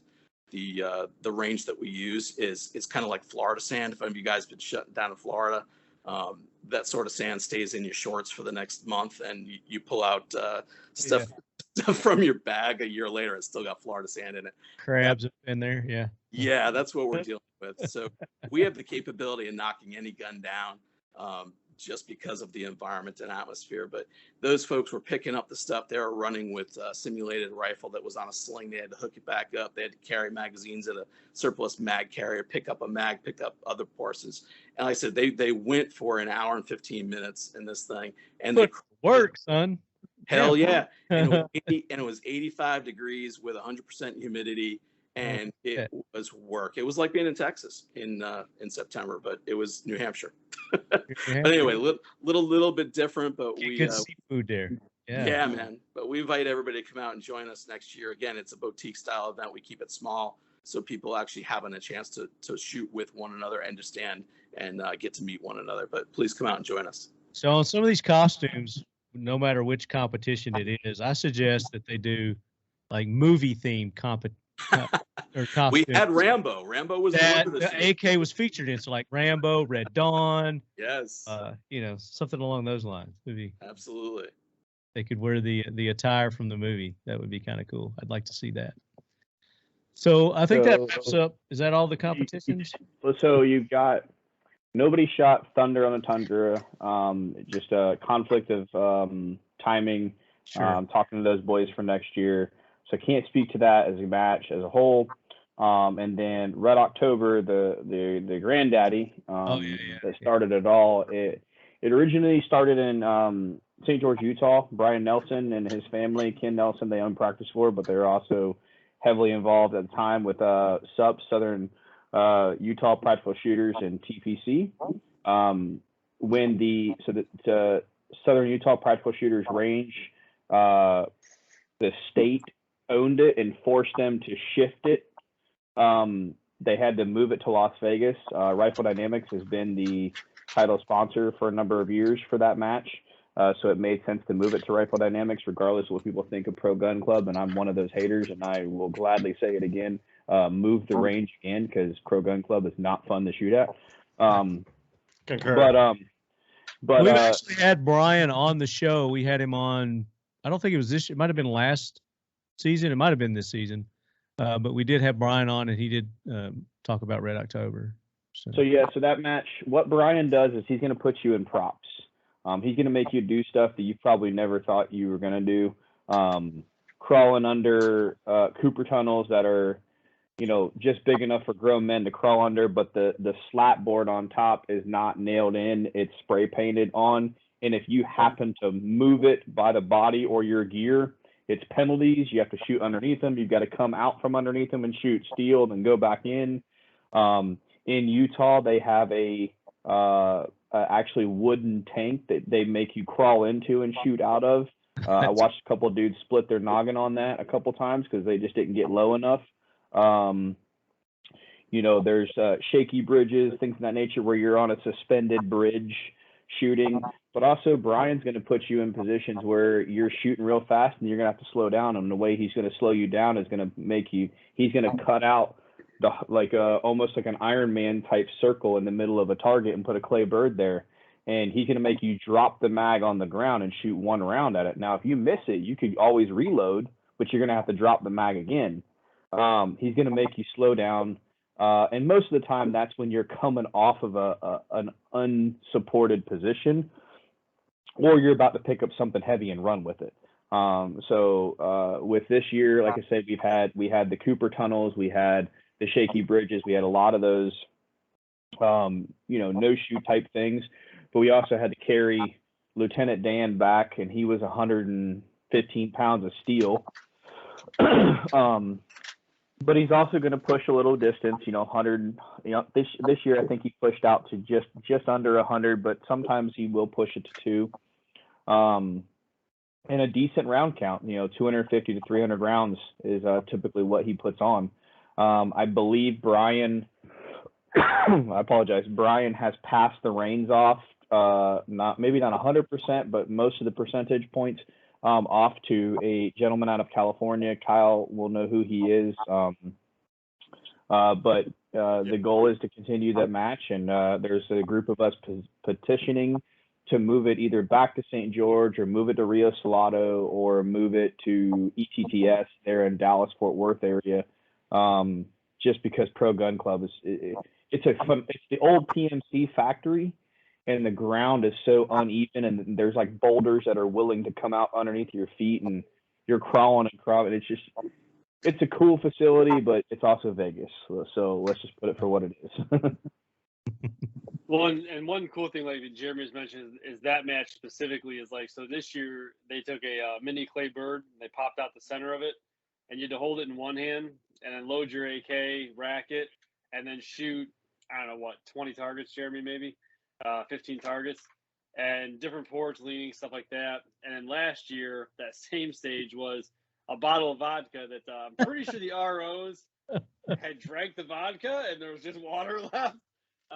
And you had to put your thumb over it pretty much, and you ran the entire stage with that bottle of vodka. And if it dropped more than I'd say more than 3 or 4 fingernails, you had a 60-second penalty tacked onto you. And this year, the clay bird, if you cracked that, I think it was a 30-second penalty. But it's stuff where you wouldn't normally do that. Yeah, so like what Ken was saying, he rewards for accuracy. Brian's the same way. You hit a no shoot with Brian, it's 30 seconds. So it pays to be accurate, but he's also gonna, like this year he printed 3 very close configurations of camouflage of different errors, but they were different colors as well. And depending on the stage, and you had to read the stage, you shot, desert tan tiger stripes on this one, but the no shoot was the green tiger stripe. But literally 2 stages later, it was switched, and if you didn't pay attention, you were tagging no shoots, and every target's 30 seconds if you were tagging them. 30 seconds a round in target. So if you're putting 2 rounds on paper to neutralize it, you just got 60 seconds in penalties per target. So it pays to pay attention, and it pays to think on the move and understand what you're doing while you're on the move. Yeah, I like that. But those are your key matches, and those are your big ones. Does anybody have anything else to add to that one? Now, I also saw that they're going to have Kalashmas. So that's in Texas. It's not much of a competition. It's more of a gathering. I support it. It's Clay and Tony there again in Texas. They put on KB. I don't believe there's a competition there. Ken, you can tell me who he was, but they did last year or 2 years ago, not 2020, but 2019. They had that former Spetsnaz guy come over from Russia. Sonny Pazikas? I don't remember who it was. What's that? Yeah, Dima from Center T had been there in the summertime. Okay, so he came down and shot and whatnot with them. So that brought a lot of attention because you had actually a guy that was in the military there in Russia come over and do classes at the events, which brought a lot of attention. Yeah, very nice. So let's do this now, and because I know there's going to be several questions, so we can knock out several of our listener questions. Is to just kind of go through each of you, talk about your setups that you have, your kit, your gear that you run in the competitions, and then we'll take the listener questions, and then we'll wrap it up. And if anybody needs to take a pee break, now's a good time. We don't pee in California. I'm taking a pee break. James, go with yours. All right, so I run a Galil, which I happen to have right here. So we got a recoil eliminator on there, RS regulate rail, Vortex optic, Magpul stock, ALG trigger, KNS piston. It's a really great setup. I had Dissident, as mentioned before, work it over. IWI already takes an AK platform that we all know and love and just refines it, makes it better.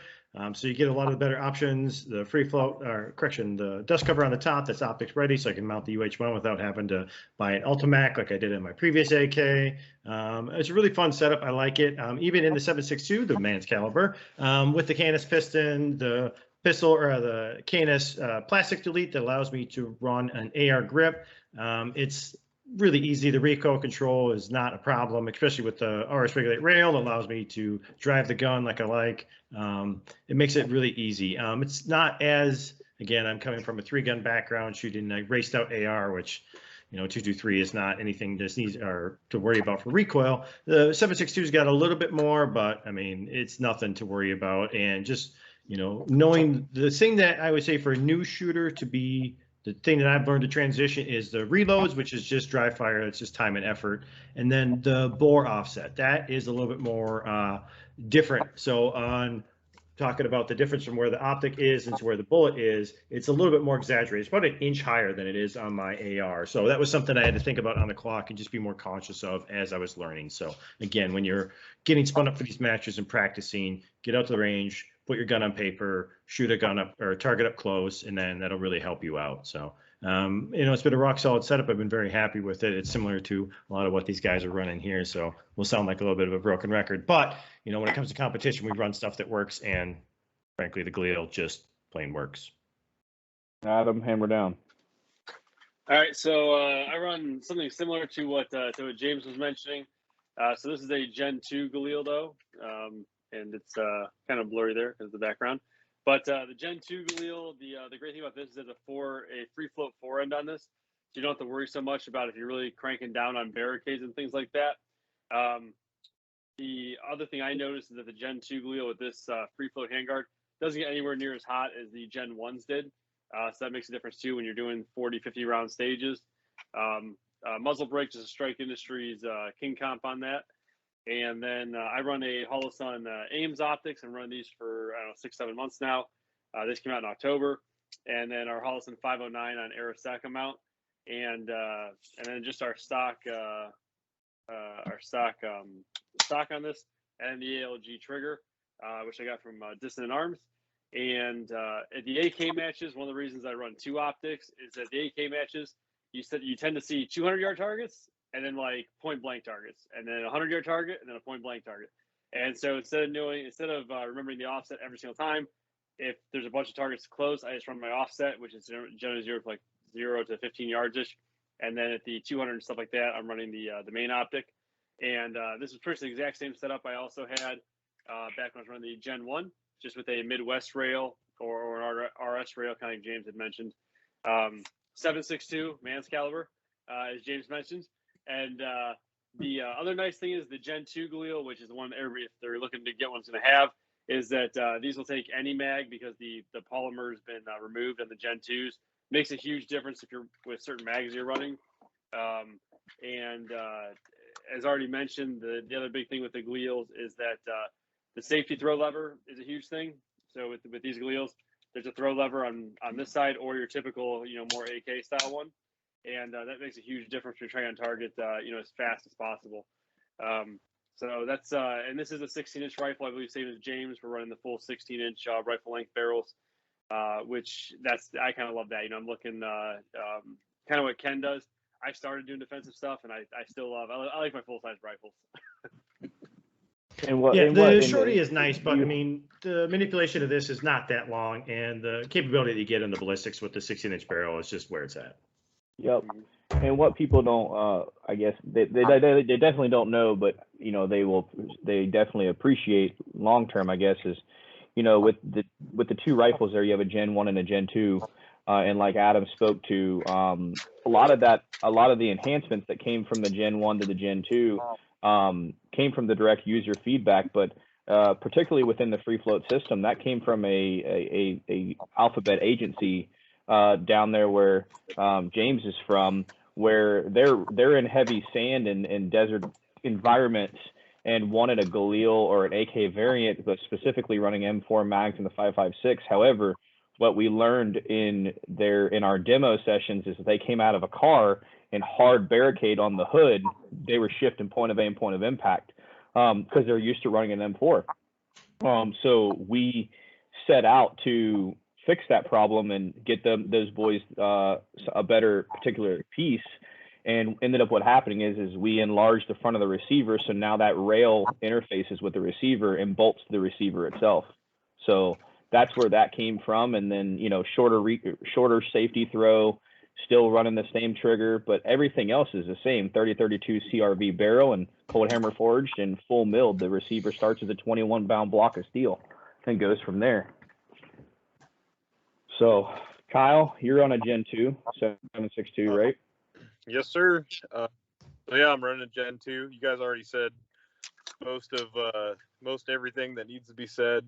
Mine's a little unique because I was running iron sights, shooting iron sight divisions, and gamers, as Matt was saying, that I like tinkering a lot. I really wasn't happy with any iron sights on the market, so I machined my own. Front sight that actually clamps onto the barrel to get the most sight radius, and then I modified a adjustable rear sight. So it basically has like a 50-yard zero and a 300-yard zero, so I could flick a lever and just swap my zeros mainly for that Arizona match, because I knew it was going to be all within 300 yards. So yeah, I machined my own. I also have a fiber optic to make the front sight glow, which I found to be super helpful. You can shoot it like a dot. Anybody who shoots USPSA in any iron sight division, you don't have to align your sights perfectly for 90% of the targets you're shooting. You just need to have it somewhere in the notch, and even more so the rifle. And then I'd say what makes mine really unique is I was running a prototype muzzle brake that I've been working on for about 2 years, called Unrivaled, and our brand's called Unrivaled, and totally random, but we actually just dropped the 7.62 by 3.9 brake today. Dropped our website, which is Unrivaled Pro Shop, and it's like a tunable brake, so it's really efficient baffles as far as pushback, and then it has like tuning holes, so you can actually add and remove set screws or ported set screws and tune it to the individual shooter, which in my opinion, talking about people getting into competition shooting and realizing what they need to change about their guns, I found that like having a tunable muzzle brake is in a lot of ways more important than having one that's effective as far as pushback. Having both is great, but you can do a lot with quite a bit of recoil if your brake is pushing the gun for a right-handed shooter to the left the right amount and down the right amount. So yeah, I think I came up with a really good system myself and Zach Smith that you mentioned earlier, and I use that thing every match in October, and I've been using them for about 2 years. But I mean, the Galil was freaking awesome. Gen 2 with the free float barrel, no worries using barricades. It's a really big deal to me. And accuracy wise, whatever steel it is that the barrels are made out of, Jeremy was explaining to me.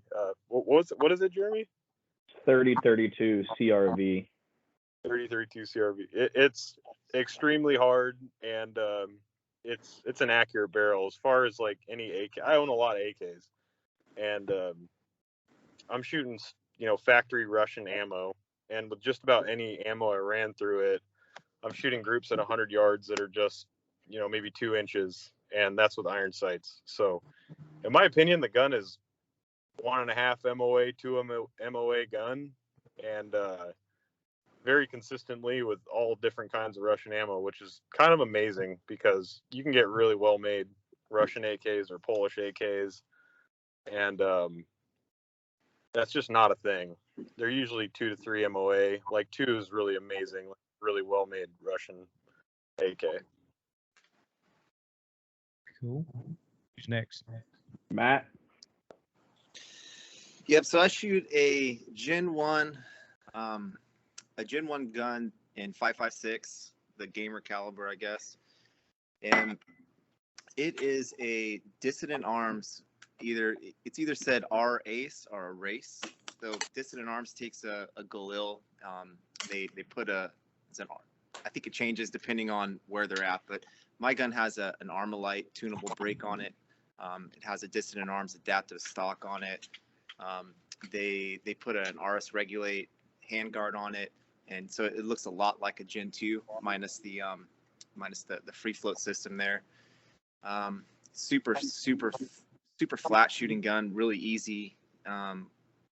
I've shot the best groups with it at 200 yards with 77s that I've ever shot with any gun ever, including like bolt guns and any other guns. And I don't have a whole lot of experience with bolt guns, but I have a lot of experience shooting at distance. So that was pretty interesting going into the season, knowing that if I needed to shoot accurately, I can. I would have brought it with me, but all I brought was my carry gun. I'm at my mom's house in New Orleans visiting her for a few days with my wife. So my gun, I run a Vortex Huey or a UH1 primary optic. I zero it at 50 yards. So like most 5.56 ammo, it returns at about 200 yards. So if you look at where your zero is, it's going to keep on going past 50 yards and it's going to return back to zero around 200 yards. I run a Vortex Razor 6-minute offset dot. So that's zeroed at 15 yards. So anything between, I would say, 5 yards to 40 yards, I use my offset red dot. So that kind of becomes my primary optic in a lot of ways. For a lot of these types of matches, anything at distance, I use my primary, my top dot. Super fun shooting gun with the KNS piston. You know, I can play with loads. I do not shoot Russian ammo. I shoot ammo that's American made in Pennsylvania that I made myself, and super fun, super reliable. I mean, when I first got this gun, you know, I'd asked Jeremy. I'm used to 3-gun and things get dirty, and you know, you got to oil them, and different guns, you know, require different treatment. And I'd ask Jeremy, you know, what do I do with this thing? Like, how do I clean it? I'm not an AK guy. The only other AK variant that I have is one that I won from a match earlier this year. So, bad answer. Next. No, I'm just kidding. I mean, AK Mario built that rifle for you, right? Yeah. Yep, he did. Up there at Lee Armory? Yep. Yeah, it's a super, super nice gun that I pulled off a prize table at a big 3-gun match this year. I was super blessed to bring that thing home. And it's a 7.62 gun. So it sits in the safe. So with that gun, it's been super easy. I don't know where I was going with the AK statement, but with Jeremy telling me how to clean it, he said, just keep shooting it, bud. That's what I've done, and it's been easy. We'll send you some Seal 1, and that'll take care of it. Yeah. If there was something to take care of, I'm sure that's the product for it. But it pretty much, I mean, I wiped it down a little bit. It pretty much looks like it did. Well, that's what they're known 1,000 for. rounds ago. And dirty, absolutely. Yep. Next, who has it? Ken? I mean, Jeremy? I just run I run a mixture of everything. Just kind of depends on where we're at in the in it all. Typically I run the 5.56, but I have a 7.62. I've got a 5.45. I've got a 3.08 that I've run in competition. But they're all pretty much the same way set up. You know, if it's a Gen 1, it's running an RS or a Midwest Industries handguard. They all have ALG triggers in them, KNS. The boys, Tyson, Daniel Fisher, and Gordon are phenomenal human beings and support the community. So I try to bolt stuff onto my rifles that are that serve a purpose, but also from companies that are passionate about the community. And they're at every event as well. And unfortunately, like, what people don't fully understand is that before the Gen 2 or Gen 3, I guess you could say, KNS piston was available, everybody was shooting it. They just didn't know it because we had them in the machine guns at every event getting torture tested and then sent back for those boys to fully understand. Because I was like, guys, like, I'm going to put 15K through these guns in a month and they won't be clean. So send me pistons and we'll get them taken care of. And as soon as they got them back, you know, I gave them the report back and whatnot. They turned them on the next day on the website. People were buying them because, I mean, they ran like they were supposed to and nothing broke. And we heated them up. Trust me, we heated them up. But I run that stuff and, you know, try to support in various different disciplines and different calibers and things of that nature. But, you know, I have no issues running from a D60 to a Romanian surplus 70-round drum. It doesn't make a difference to me. If it's reliable, I'm going to run it. My job is to be there to support the community and support the company first and foremost, and then the ones that help us. So 9 times out of 10, I've got a Vortex primary or a Hollow Sun primary with the other one as a backup or a secondary. So if it's a Vortex primary, it's a Hollow Sun secondary. If it's a Hollow Sun primary, it's a Vortex secondary. And, you know, muzzle brakes, you know, been working with Kyle with his stuff and playing with it. You know, like I said, I like to support shooters and their endeavors. And if they're willing to push the bar and see if they can't make something better, well, you know, as long as you're open to the criticism, Well, I guess even if you're not open to it, I'm going to tell you. So, that's kind of my job, and, supporting Ken on his efforts. I can care less what I'm shooting, as long, as I heard, Tucker Schmidt and Ruben Ackerson on a Vortex podcast the other day. At the end of the day, it's a sight picture and a trigger press. If it's going to do those two, I'm probably going to shoot it. And that was the most simplistic way I have ever heard it in the 36 years of me being on this earth. Is, it doesn't matter what it is. It's a sight picture and a trigger press. I get it. I like it. Truth. Who hasn't gone yet? I'll jump in there if the competition guys are done. Ken runs a bone stock gun. I freaking do. He's got an ODS now. I do. I run a 1775. I love that rifle.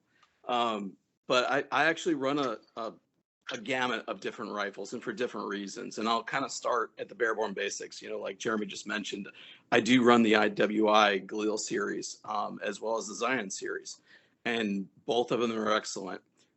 As far as what I've added to them, I have some of Scott's equipment, some of the RS Regulate stuff on the Galils.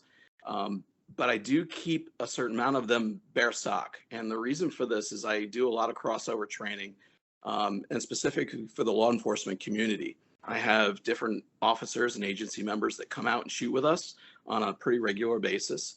And they are running M4s typically. So the whole idea is to give them an opportunity to shoot a different platform and start to experience what the advantages of shooting a Kalash style gun.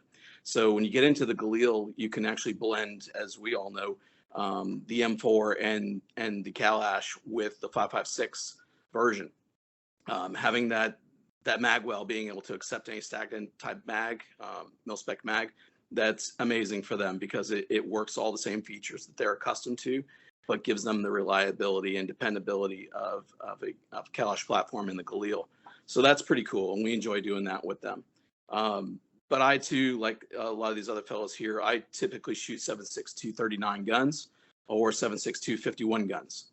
Barrier penetration is real. Being able to hunt with the gun is real. So 7.62 39, we can argue about it, but ballistically semi-equivalent to 30-30 Winchester.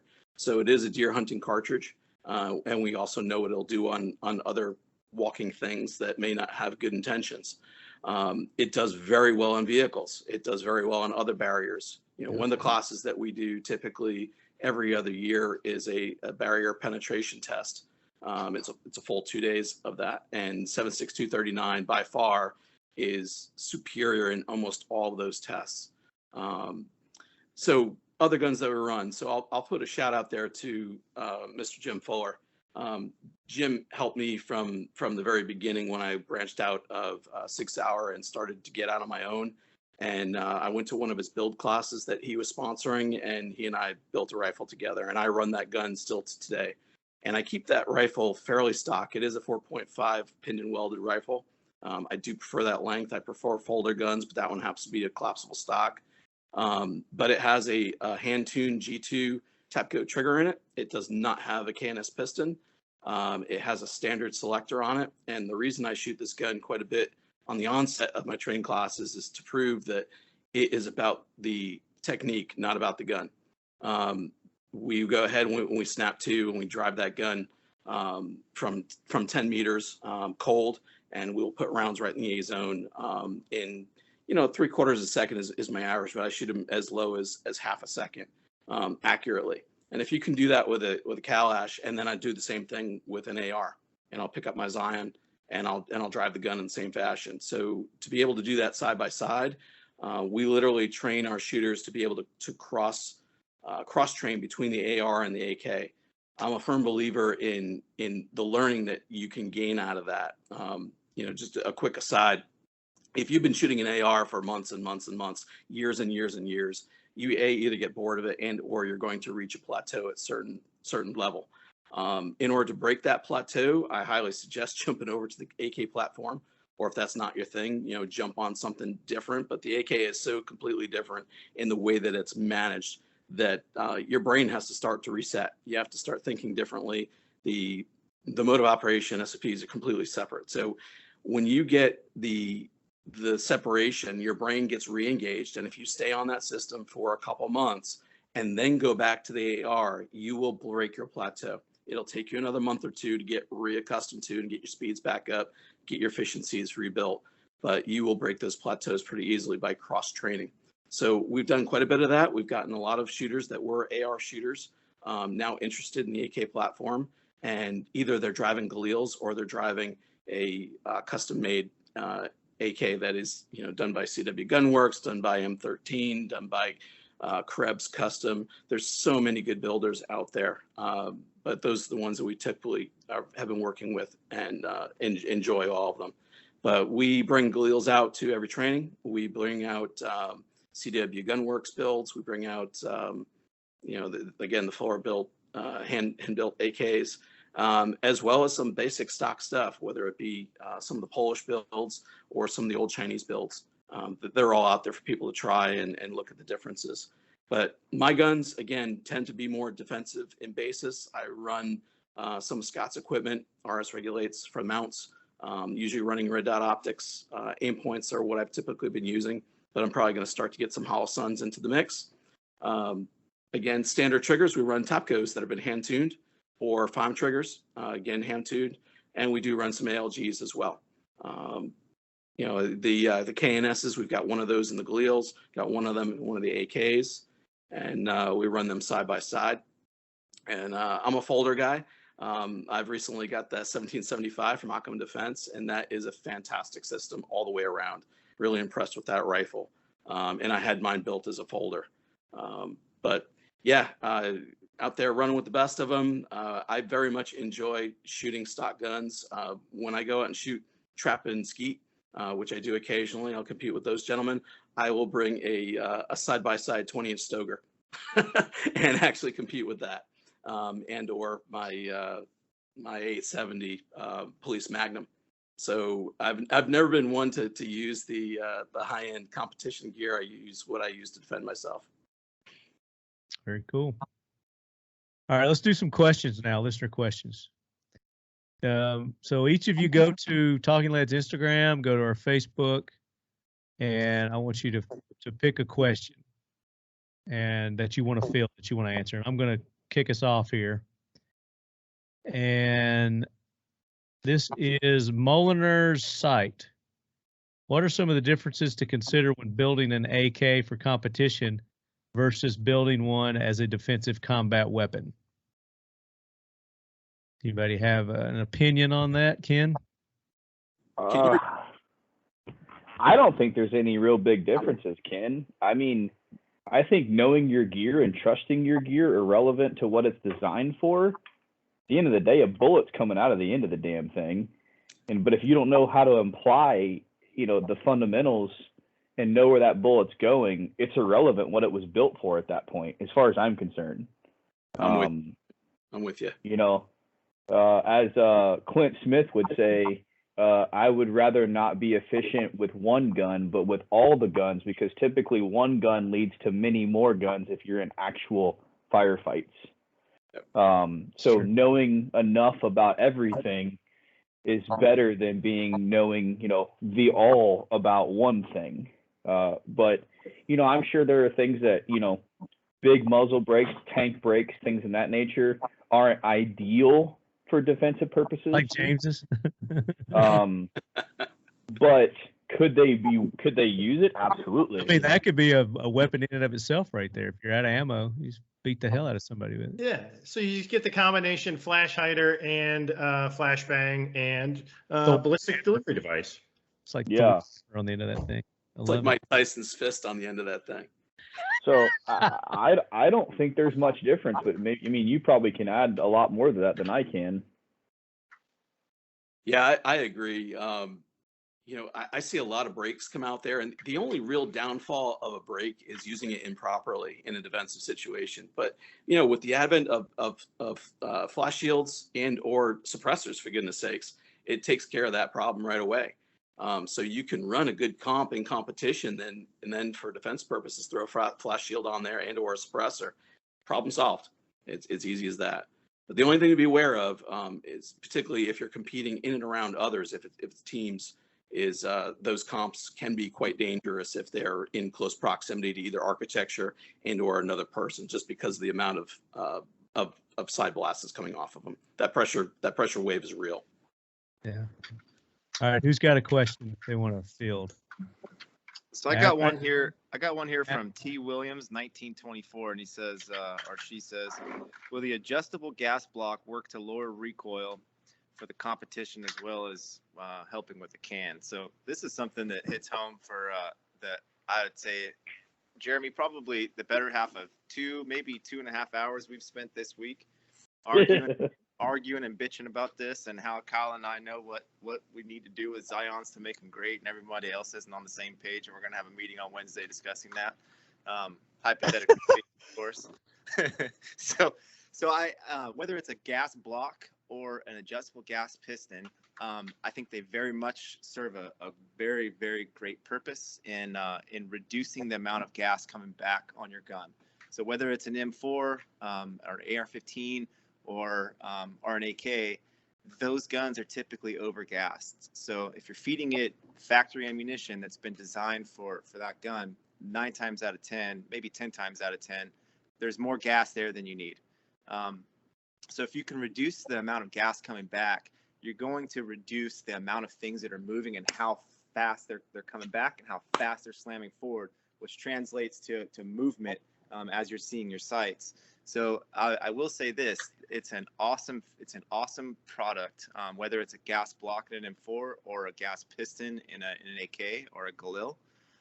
But as some of us found at Kalash Bash, won't name any names, Adam Lipke, you got to be really careful with how you run it. If you're running it on the ragged edge, as far as reliability, then soon, I mean, especially like I've had this conversation with Jerry recently too, where when I first tuned my first adjustable gas block on an M4, I did it in Arizona where I lived, where it was 85 degrees. My gun was super clean. It was very well lubed. A few weeks later, I was in Vegas. It was in the 50s and 60s, and I shot it for a full day. And my day 2, my gun just didn't operate anymore. It didn't work at all because I tuned it for best case scenario. So giving it enough gas where it both tames recoil and maintains its reliability is super important. And if you're toggling in between, let's say a can and just an open muzzle brake or a bird cage or whatever muzzle device you're using, that's also a whole nother area where you can tame it. So I think it serves a very good purpose, but I would definitely say you gotta practice with it, and you gotta find out where that stoppage is and where the failure points are, and adjust accordingly. So give it what the gas that you need for it to lock back on an open mag is typically what we do with AR-15s, and then give it just a little bit more gas after that, just to give yourself a little bit of wiggle room there. So hopefully that answers that. And they can do that with the AKs now. With I think KCI and a couple others are making followers that'll lock the bolt to the rear on an empty mag. So if you can lock it to the rear, give it a little bit more gas, and call it quits. I do believe Brian has developed adjustable gas block for his as well. Yep. Connor Norris on Facebook says, what are some of the common mistakes first-time shooters make at matches? What are the most important things to train, especially on the AK, before going to competition? Honestly, I would say the most common mistake that first-time competitors make is they don't ask questions. Yeah. They sit back and they're super nervous, and eventually they'll open up. But a lot of questions of your first time can be addressed very quickly. And if you just raise your hand and say, "It's my first match," you will be pushed to the end of the line. You can watch as long as you need to. You're gonna have somebody grab you and say, like, "Hey man, like, let's walk, let's have a conversation, let's talk through this," because at the end of the day, we want you to be safe. We want you to have a good time. But then there's things that people often forget about, and that's nutrition and hygiene, because as you start taxing the mental cognition on the range in the heats of parts of the country, you forget to drink water, you forget to get sugar in the body with fruits and actual nutrition. So that shuts people down. And then understanding that the match can only go as fast as you and your shooter, your friends, will allow it to be. So resetting targets, pasting targets, help scoring, moving the match along, we'll continue to do that. As far as training, I think Kitsmiller hit on that. Understand your point of aim, point of impacts at various ranges, understanding your zeros, understanding your weapon system. Learn how to mag change, but learn how to shoot targets on the move. It's a timed event. At the end of the day, you're racing a clock. So yeah, you can stand flat-footed and shoot all you want, and then run to the next one. Shane Cooley is a freaking master of this in USPSA. The dude sprints to one corner, shoots a bunch of targets, shoots to another corner. JJ Rakaza, same way. But then there's people like Max Michelle and other people and Nils, and they're not running a lot, but their feet are always moving to the end objective. So, you know, get out and work on that and work on training, and just have a good time with it. And like I said, the things that I see the biggest mistakes from even seasoned shooters, nutrition. You've got to keep nutrition in the body to keep the brain working is what it boils down to. Water, Gatorade, and, you know, electrolytes, things of that nature. Matt and I, with Josh Freilich, when we RO'd on Friday at KB, we were, at the end of the day, we were 26 miles into ROing, and we were smoked. I mean, we drank all the water. All the water, all day. Yeah. So that's a good point. Like that. Anybody else want to add to that? I'm gonna tag on what Jeremy said. So one of the big things, particularly newer shooters and folks that are new into the AK specifically, don't go out and buy a whole lot of stuff. You know, yes. go out to that event, whether it be a training event, whether it be a competition, and ask questions. You know, touch, lick, and feel what's out there, and get an idea of what other folks are running and why. And they're only too happy to tell you what works and what doesn't work. It'll save you a lot of effort, a lot of money, and you'll be able to try a whole bunch of different things and really start to dial in on what's going to work for you. And as we know, particularly in the Kalash community, you can go ahead and start with a very basic, bare bones rifle and just start adding equipment to it and deleting equipment from it. And people will give you stuff. You know, they've got perfectly serviceable equipment that is excellent for that use, that they're like, hey, I'm done with this. Here, try it, have it. I've seen that happen on more occasions. I do it all the time myself. I've got a whole bin of stuff that I've rolled out of, that other people have rolled out of, and I keep it in order to pass on to others. And the other big thing is just don't overthink it. You know, come out there and enjoy yourself. Well, I think also too, Ken, the caveat to that, people then start understanding that, you know, ounces equal pounds and pounds equal pain. And there's a reason why the surefires and things in that nature are so much lighter than everything else, because when you're standing flat-footed on the range doing ready ups for a little bit, doesn't matter a whole lot. But when you're humping that rifle around all day, we see it at every event we go to. A guy or a girl shows up with their you know, I grew up on an island, so their rifle is equivalent to boat anchors that I'm used to, and by middle of the day, half the shit is off that rifle. It's true. And they don't understand. They're like, I had no idea, or, you know, the light's in the wrong spot, but then they go to try to go through a port, and they're like, that's not going to work. And they've never done it. So they start ripping gear off. And hell, if you're in a mood to buy some gear, come to an event. There'll be plenty of people selling it because they just realized this was a bad mistake real quick. Get a good deal, fire sale. Yeah. It's funny watching $3,000 worth of MVG equipment come off the front end of the rifle because they try to do texture. I'm gonna do this next one on IG here. This is Wolverine 30 cal. It was mine. Okay, you're gonna do that one? I was gonna do it. Yeah. Do the whole. That was mine too. Damn it. All right, whoever said it first gets to do it. So go ahead. You're good. You're good.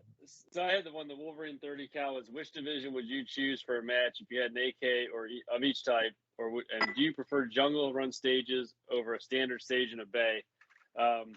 So when it comes to the which type of AK you have, show up and shoot anything. I mean, I prefer the man's caliber, God's caliber, the God's chosen race, 7.62 by 39. We'll just keep picking on Matt's. you can't go wrong. But you know, it's there's AK events. It is awesome to go out there with some rock and lock mags and run through stuff and do things like that. But if you've got a 7.62, at the end of the at the end of the day, it's irrelevant to what caliber you shoot. If you're proficient with it and you got the ammunition, show up and bang. I don't know. The winners here are 30 cals, so. Yeah, I mean, you got 3 30 calers going up against 2, 5.56ers. At the end of the day, it doesn't matter. What ammunition you can get your hands on, show up and bang. If you want to show up with there was a dude running a Mosin Nagant at Rock. Yes. Like and a guy running an SVD. We had an SVD. We had, and then you'll get to see weapon systems that you'll probably never dream that you get to see it. Kitsmiller's buddies out from Arizona showed up with a PKM and an RPK. Nice. So, and they're not like semi-auto versions of these. They were legit belt-fed machine guns, rocking and rolling. And then grab some ammo, train, get out there, caliber-wise, whatever you're proficient with, get out and bang. And then he also asked, should you camp? Hey, bud, it's a long day in the heat. It's only gonna make for an even longer night in the heat. So, hey, we stayed out there pretty late, but you know what? That Marriott bed slept very well. Yeah, it did. To speak to that question, I'd say it depends on what you're looking for in the match. If you're looking for performance, then obviously the being well rested and performing and being mentally proficient, that all lends itself to maybe you want to splurge and get a hotel. Or if you're there for the experience, you want to hang out and be the community and meet people and mix with people. The best way to do that is hanging out at campsites and wandering around. And the best way to do that is to be there and be part of that. So, depending on what you're trying to go for with the event and what you want to extract out of it, I think that'll help dictate some of your decision for that one. I was so worried about Kalash Bash when I really saw the campsite, because I thought, you know what, Kyle is gonna take his ass here and he's not gonna leave. So Kyle Litzy is like a Kalash hippie from California, and I mean, I don't know how many matches that we've been to that you camped somewhere in the general proximity of where we were. But I saw that and I was like, oh, this is bad. This is real bad. No, dude, it's got to be BLM land so I can shoot guns. So I can wake up in the morning and roast off some rounds and warm up.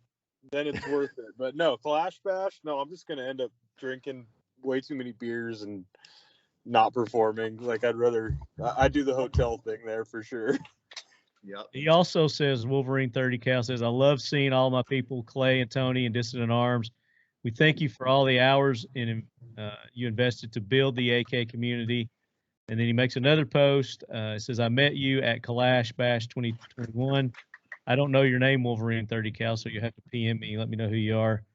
It was the best thing of the year. I ran an IWI Galil Ace 7.62 with a Romanian 75-round drum. The JMac accessories made it even more comfortable to shoot. Nice. So very cool. good. Very cool. I was actually going to do the comment right below that. So okay.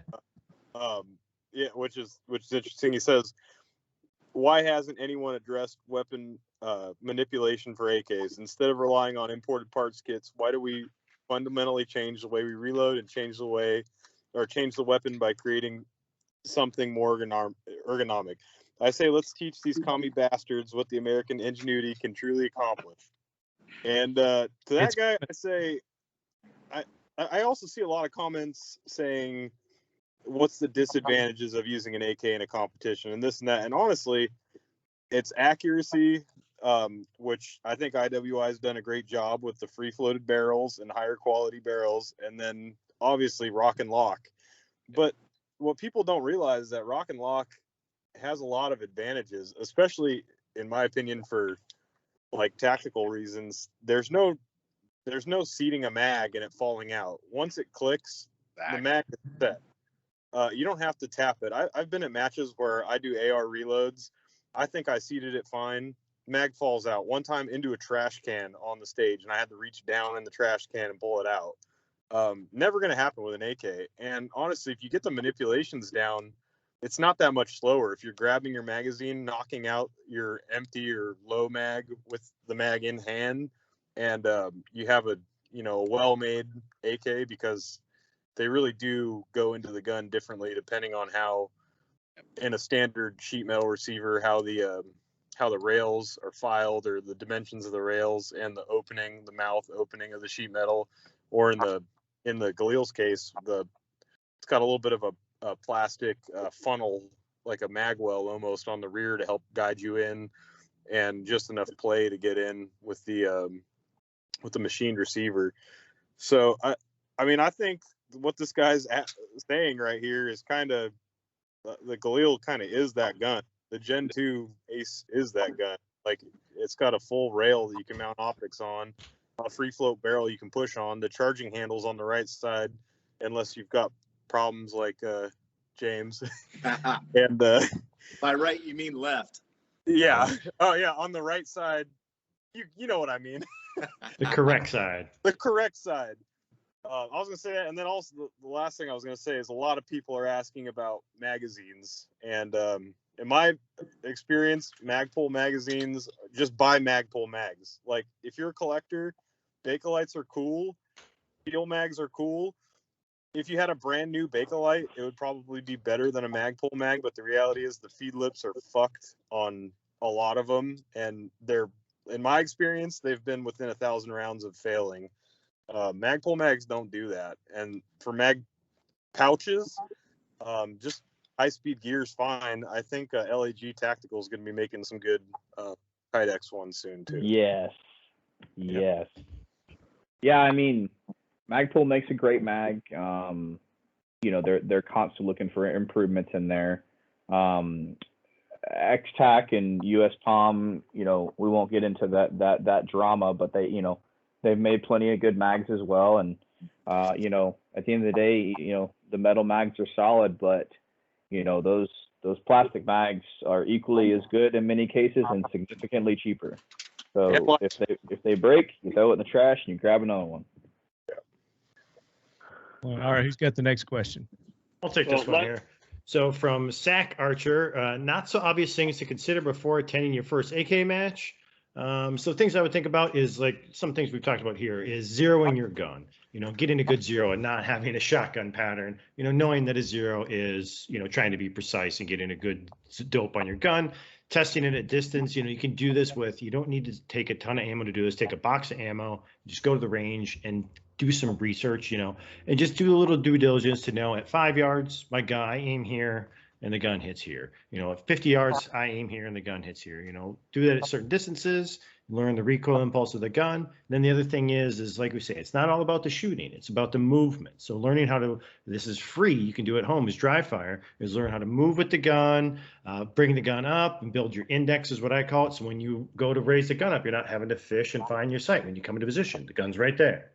That can all come as just free. It doesn't take any, it just takes time and effort. So things that you can do and be confident with that. And then it's learning the manipulation of the gun, where the safety is, how to load and unload the gun, so that when the time comes to do that stuff on the clock, it becomes intuitive and you can learn about where you're going to run, what targets you're going to engage, where you're going to aim, what do you think you're going to do about that. So, and the other thing to think about is, again, being things that, you know, a person would think about is to ask questions. You know, like Jeremy said, raise your hand. I'm the new guy here. Have you guys done this before? I don't know shit about this, you know, just asking for help. And that can be scary to do. You're all a bunch of type A's. You want to be the person who knows all about this, but just being humble enough to say, hey, you guys want to help me out? And the other thing is that it's going to inflate the other guy's ego because, oh shit, he's asking me for help. I must know something, you know, and it helps them out. Everybody does. You meet somebody and you might meet your new best friend on the range because you're all there doing things that you guys like together, or like similarly. So the other things to think about also is, you know, being there and learning to meet people, seeing what gear works. Hey, I see you're running this. Why are you running that? You know, oh, I got this because it was free, or I got this because it does this for me. And learning, can I look through your optics? So you can see and go to a lot of places and get some more first-hand experience from the guy behind the counter. Is not trying to sell you. You might get some kickbacks from the manufacturer on the backside, where this is a guy who's put his card, you know, hard-earned money, and will tell you, hey, this thing's great, or no, man, I spent a paycheck on this thing. This thing sucks. So that's the other thing is you can learn some valuable experience and be out no money and just the time and effort that it takes to do that. So I think those are things that you can pick up for your first competition and really get yourself ahead and be able to perform and be able to have a ton of fun at these events, because that's truly what they are. I mean, people are so scared about coming to them, oh, you know, concern, anxiety, but people are going to watch you. You're only watching to see when it's their turn to shoot, and everybody's there just to have a good time. And even if you're going to finish last, which I typically do, I'm learning the precision game. Going to those matches, I just get stomped, and I have a ton of fun because going to the range and being with your buddies is just plain fun. Amen. Anybody? Hey, Lefty, I want to pull one because it's an AK type thing, but 3-Gun McKenzie asked, what's the most ridiculous shenanigan you've seen post at a Kalash competition? I walked up my first year to Kalash Bash, not even joking. I walk up to this table, all your guns are laid on the table, getting ready to shoot, and I see a literal black dildo sticking over like the handguard of my gun, and I'm like, hey, why is there a black dildo on the table? And then I realized it was one of those foregrip ones, literally mounted to a dude's AK with like the tip wrapped over my handguard. I'm like, I am not at a 3-gun match right now, and this is not USPSA. This is a whole different crowd. And the dude just walks up, he grabs it, he's like, let's go. And I'm like, yeah, this is where we're at right now. That's great. What about any of you others? What else? What's some outlandish things that you've seen? So the thing, like I was at Clash Bash and I was just asking dudes, like saw some guys who are in, like 90-degree heat. They're wearing kit and plate carriers. And I'm like, hey, can I take a picture? And immediately without asking, both of them just get into the squat. And I'm like, oh, yep, this is exactly this. This is where we're at. I forgot. Cosplay, right? Yep, Comic doing that. cosplay. For stage. No, I'm just kidding. At Red October this year, a guy was in full mop gear with a Comblock Air type. It was a full face, like almost like a hazmat suit, but it had a helmet with 2 big pipes coming out the back and air tanks on the back, and it was a full 360 face mask, so he could see pretty well. But there was a low stage where he had to crawl through the low port. Well, he couldn't shoulder the gun properly, so he had the Russian PEC on the front of his, so he used the laser to engage the targets on that stage. Right on. Yeah, they were hardcore. They get into it. I asked him, I said, is that system operational? And he goes, there's enough air movement from the system to keep it from fogging, but he's still working on getting parts. But he says it's about 75% operational right now. That's crazy. And I couldn't even imagine how hot that was then. Miserable. All right. Whose turn is it to do the next question? I got one more thing. So we were at the Clash Bash, and they had the bonfire, and there's lots of guys in the plate carriers who had cut-off shorts that would have made Ranger panties blush, and then he had taken out all his mags, and instead of the magazines, he had put shooters of booze. So, yeah, he was rocking hard there. And like I say, the Clash community, they play hard and they work hard, and it's quite the endeavor. It's definitely something you need to see to believe, because not everybody's going to document on social media because there probably breaks some laws somewhere somehow. So playing off that, Aura Alpenap says, rumor has it you get style points added to your score for outlandish outfits during AK comps. Is this true? Also, would a pink thong with the Talking Lead logo be appropriate as competition garb? Asking for a friend. Yeah, so I don't know that you get style points, but they do recognize the hardest LARPer. They give you a trophy, and it's scored based off of unknown judges that are walking around, and you have to be in costume all 3 days. You can't come out of it. And then they pick 5 of those people to come up, and then as long as you're in still kit, you can come up, and it is a like a. They won a gun this year. They won a KL12 or a Clash of Cobb 12 gauge shotgun. Yeah, voice-o-meter type thing. Who is LARPing the hardest? That's awesome. When I got back from Kalash Bash, I shared some pictures with my wife.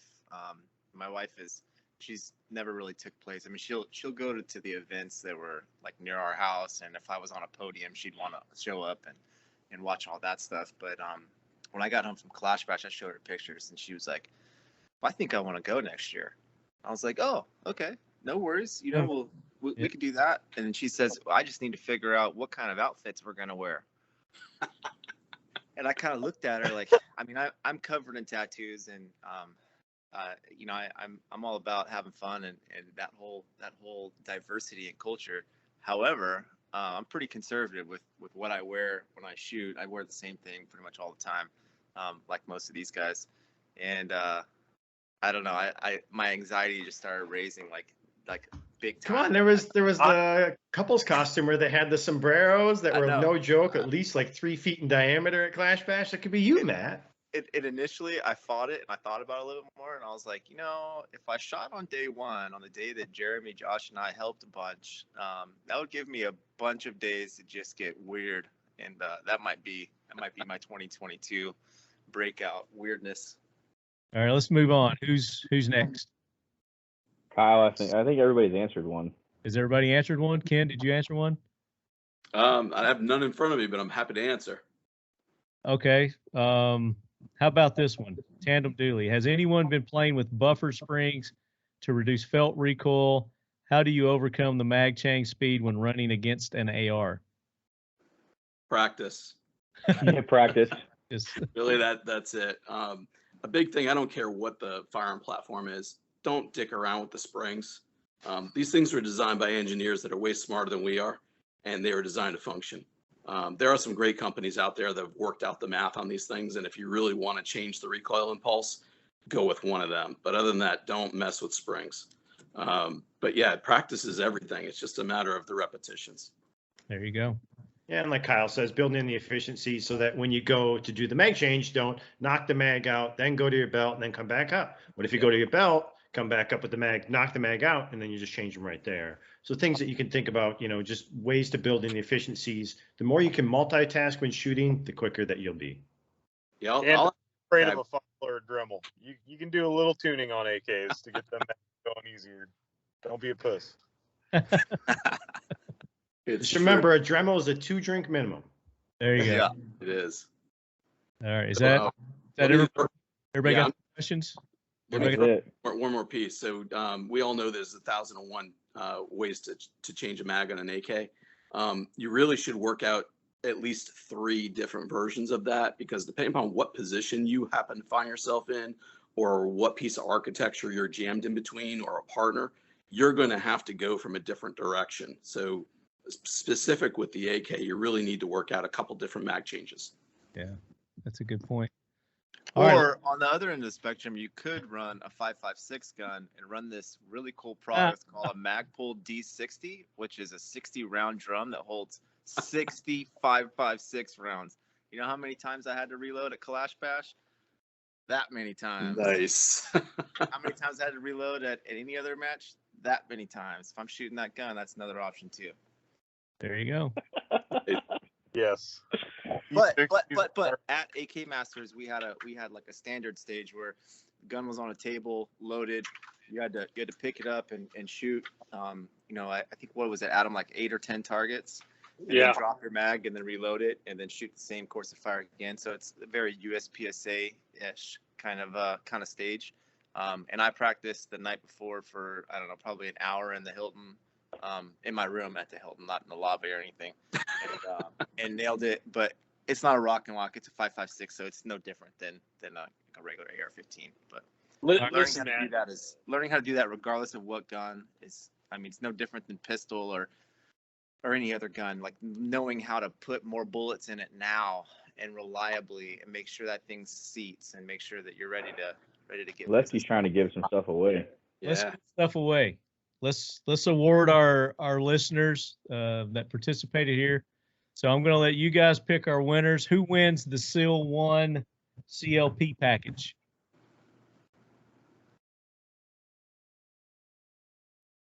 Who is the dude that you met you didn't know the name of? Wolverine 30, something like that. 30 cal.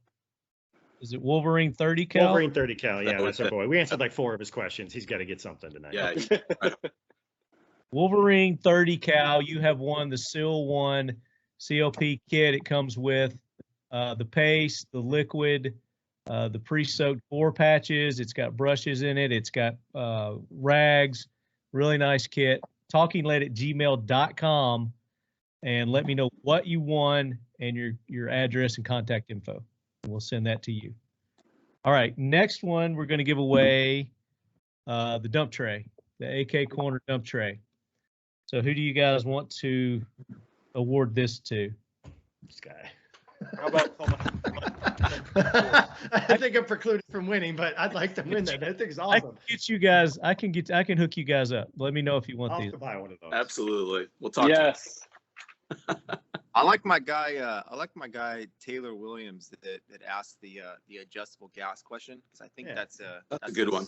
Super fun. Like, can be like one of the best things you could put on your gun and the absolute worst things you could put on your gun, and that's one that really requires some exercise and restraint and consistency. Who was that? And the other part too is to think about is that the money that you would spend on the part to race out your gun, could you use that ammo and just go to a training day and get that much better and not have to spend the money, be ahead of the game? That's another train of thought. It's definitely another train of thought. And I think if you're on a budget, to answer your question, Lefty, the guy's name is Taylor Williams, T. Williams, 1924. But by the same token, there's a lot of people that you meet in this industry that they're not really concerned about money. I mean, when I first started shooting, I was concerned about money, and I'm not a rich person by any means, but now, I mean, that's just worked in. You know, I'm going to shoot as much as I possibly can without putting myself in a bad spot over any gizmo or gadget, for sure. Yeah. Unless I'm fighting with Jeremy, then I want all the gizmos and gadgets. Next giveaway, we'll do the Occam Lube.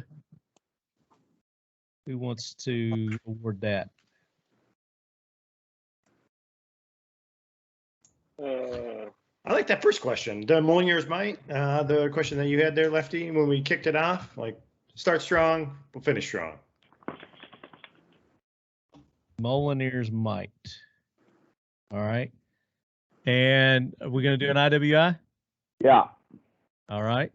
So pick a winner for the IWI swag package. The guy who was like, how do we teach these commie bastards about American engineering? So we're going to add it. We're going to add Israeli engineering in there, and he gets the package from us. Okay. That's Corey Brown, MKTM4FN. Why? Participation matters. That's right. Yeah. He wins. It's a legit win. You guys picked it. So, all right, there you go. So all the winners, talkinglead@gmail.com. Shoot me an email, what you've won, and your address, contact info. Put your shirt sizes in there in case they want to throw some shirts in there, and we'll make sure we get all that out to you. You guys shoot me your addresses and stuff, and I'll get you some trays, and I'll get you some Seal 1 too. I'll hook our guest up with some cool shit too. So great episode. We still need to figure out a way to give away the Galil that we were going to do at NRA, and then they canceled it. Yeah. So I think our last episode, the 12th episode, would be a great episode to do that on. So that gives them a month. We got a month to prepare for that. What do you think? Mm-hmm. Yeah. And Mission First will set that up for us, and we won't have to do that. All right. Well, I will send me an email this week, and I'll send you a 5.56 pistol. I know I have that in inventory because they just showed up today from Israel. Yeah. Like for me to have? You said to send it to you, so I'm sending it to you. I don't know what you're going to do with it from there. If you're going to give it away, then you just keep it, and then whoever the winner is, you just ship it to me. Oh, okay. And that works too. Okay, so yeah, we'll get you. Absolutely. Okay, yeah, too. So look, done, and then they got to sign in. We'll rock it out. All right, I'll shoot you an email, and we'll go over the specifics. So that'll work. So all right, lead heads, there you go. Another episode of the AK Corner in the books. Very educational, very fun. I want to thank all our guests. James, thank you so much for taking the time to be on. Adam, thanks for having us. Ken, great finally getting to meet you kind of in person, but we'll have to set something up to where we actually meet. Matt, Matt, good seeing you again. Kyle, appreciate you taking the time to be on out there on the left coast. It was a pleasure. Yes, sir. And then, of course, Jeremy, as always, man, really couldn't do this without IWI's support. And then, co-hosted today. You were phenomenal. Brian, you gave Brian a run for his money. Hey, Brian walked up to me and I was beat. I mean, I was wore out at Red October. And he's like, hey, man, and he wanted to have like a full-blown conversation. And I had GOA pulling me in one direction and Brian Nelson pulling me in another. And I'm like, Brian, I'm so sorry, but I got to go this other direction. Yeah. Well, we'll set up a phone call or something like that. But yeah, keep Brian in your thoughts, guys, because he's sick. I don't know exactly what's wrong with him. I'm going to call and He'll get check better. tomorrow, but I'm sure he'll be back in action. He's too big of a dude to stay down for long. Yeah. All right, Leadhead. So make sure you tune in each and every month. The final episode coming up next month, and we'll probably have an awesome giveaway, maybe a Galil involved with that, as you just heard. So stay tuned for that. And until then, practice, call your local ranges, get in touch with these guys. Well, real quick, how can they get in touch with you guys? If they want to ask you a question, if they're in your area, maybe you guys can give them some personal tips on stuff, or maybe you don't want people contacting you at all. I think Instagram is probably the most preferred platform for. So which one of you guys want to give Jeremy's number out? Oh, they've got his. They know him on Instagram. Everybody's got him on the grams. He may or may not like that conversation. What's your grams, James? I am Car Racer 36 on Instagram. Feel free to hit me about racing, cars, shooting. I'm in Dallas, 90 minutes west of Dallas. So if you're in Texas, hit me up. We'll go to a match. Very cool. Adam? Anything Star Wars.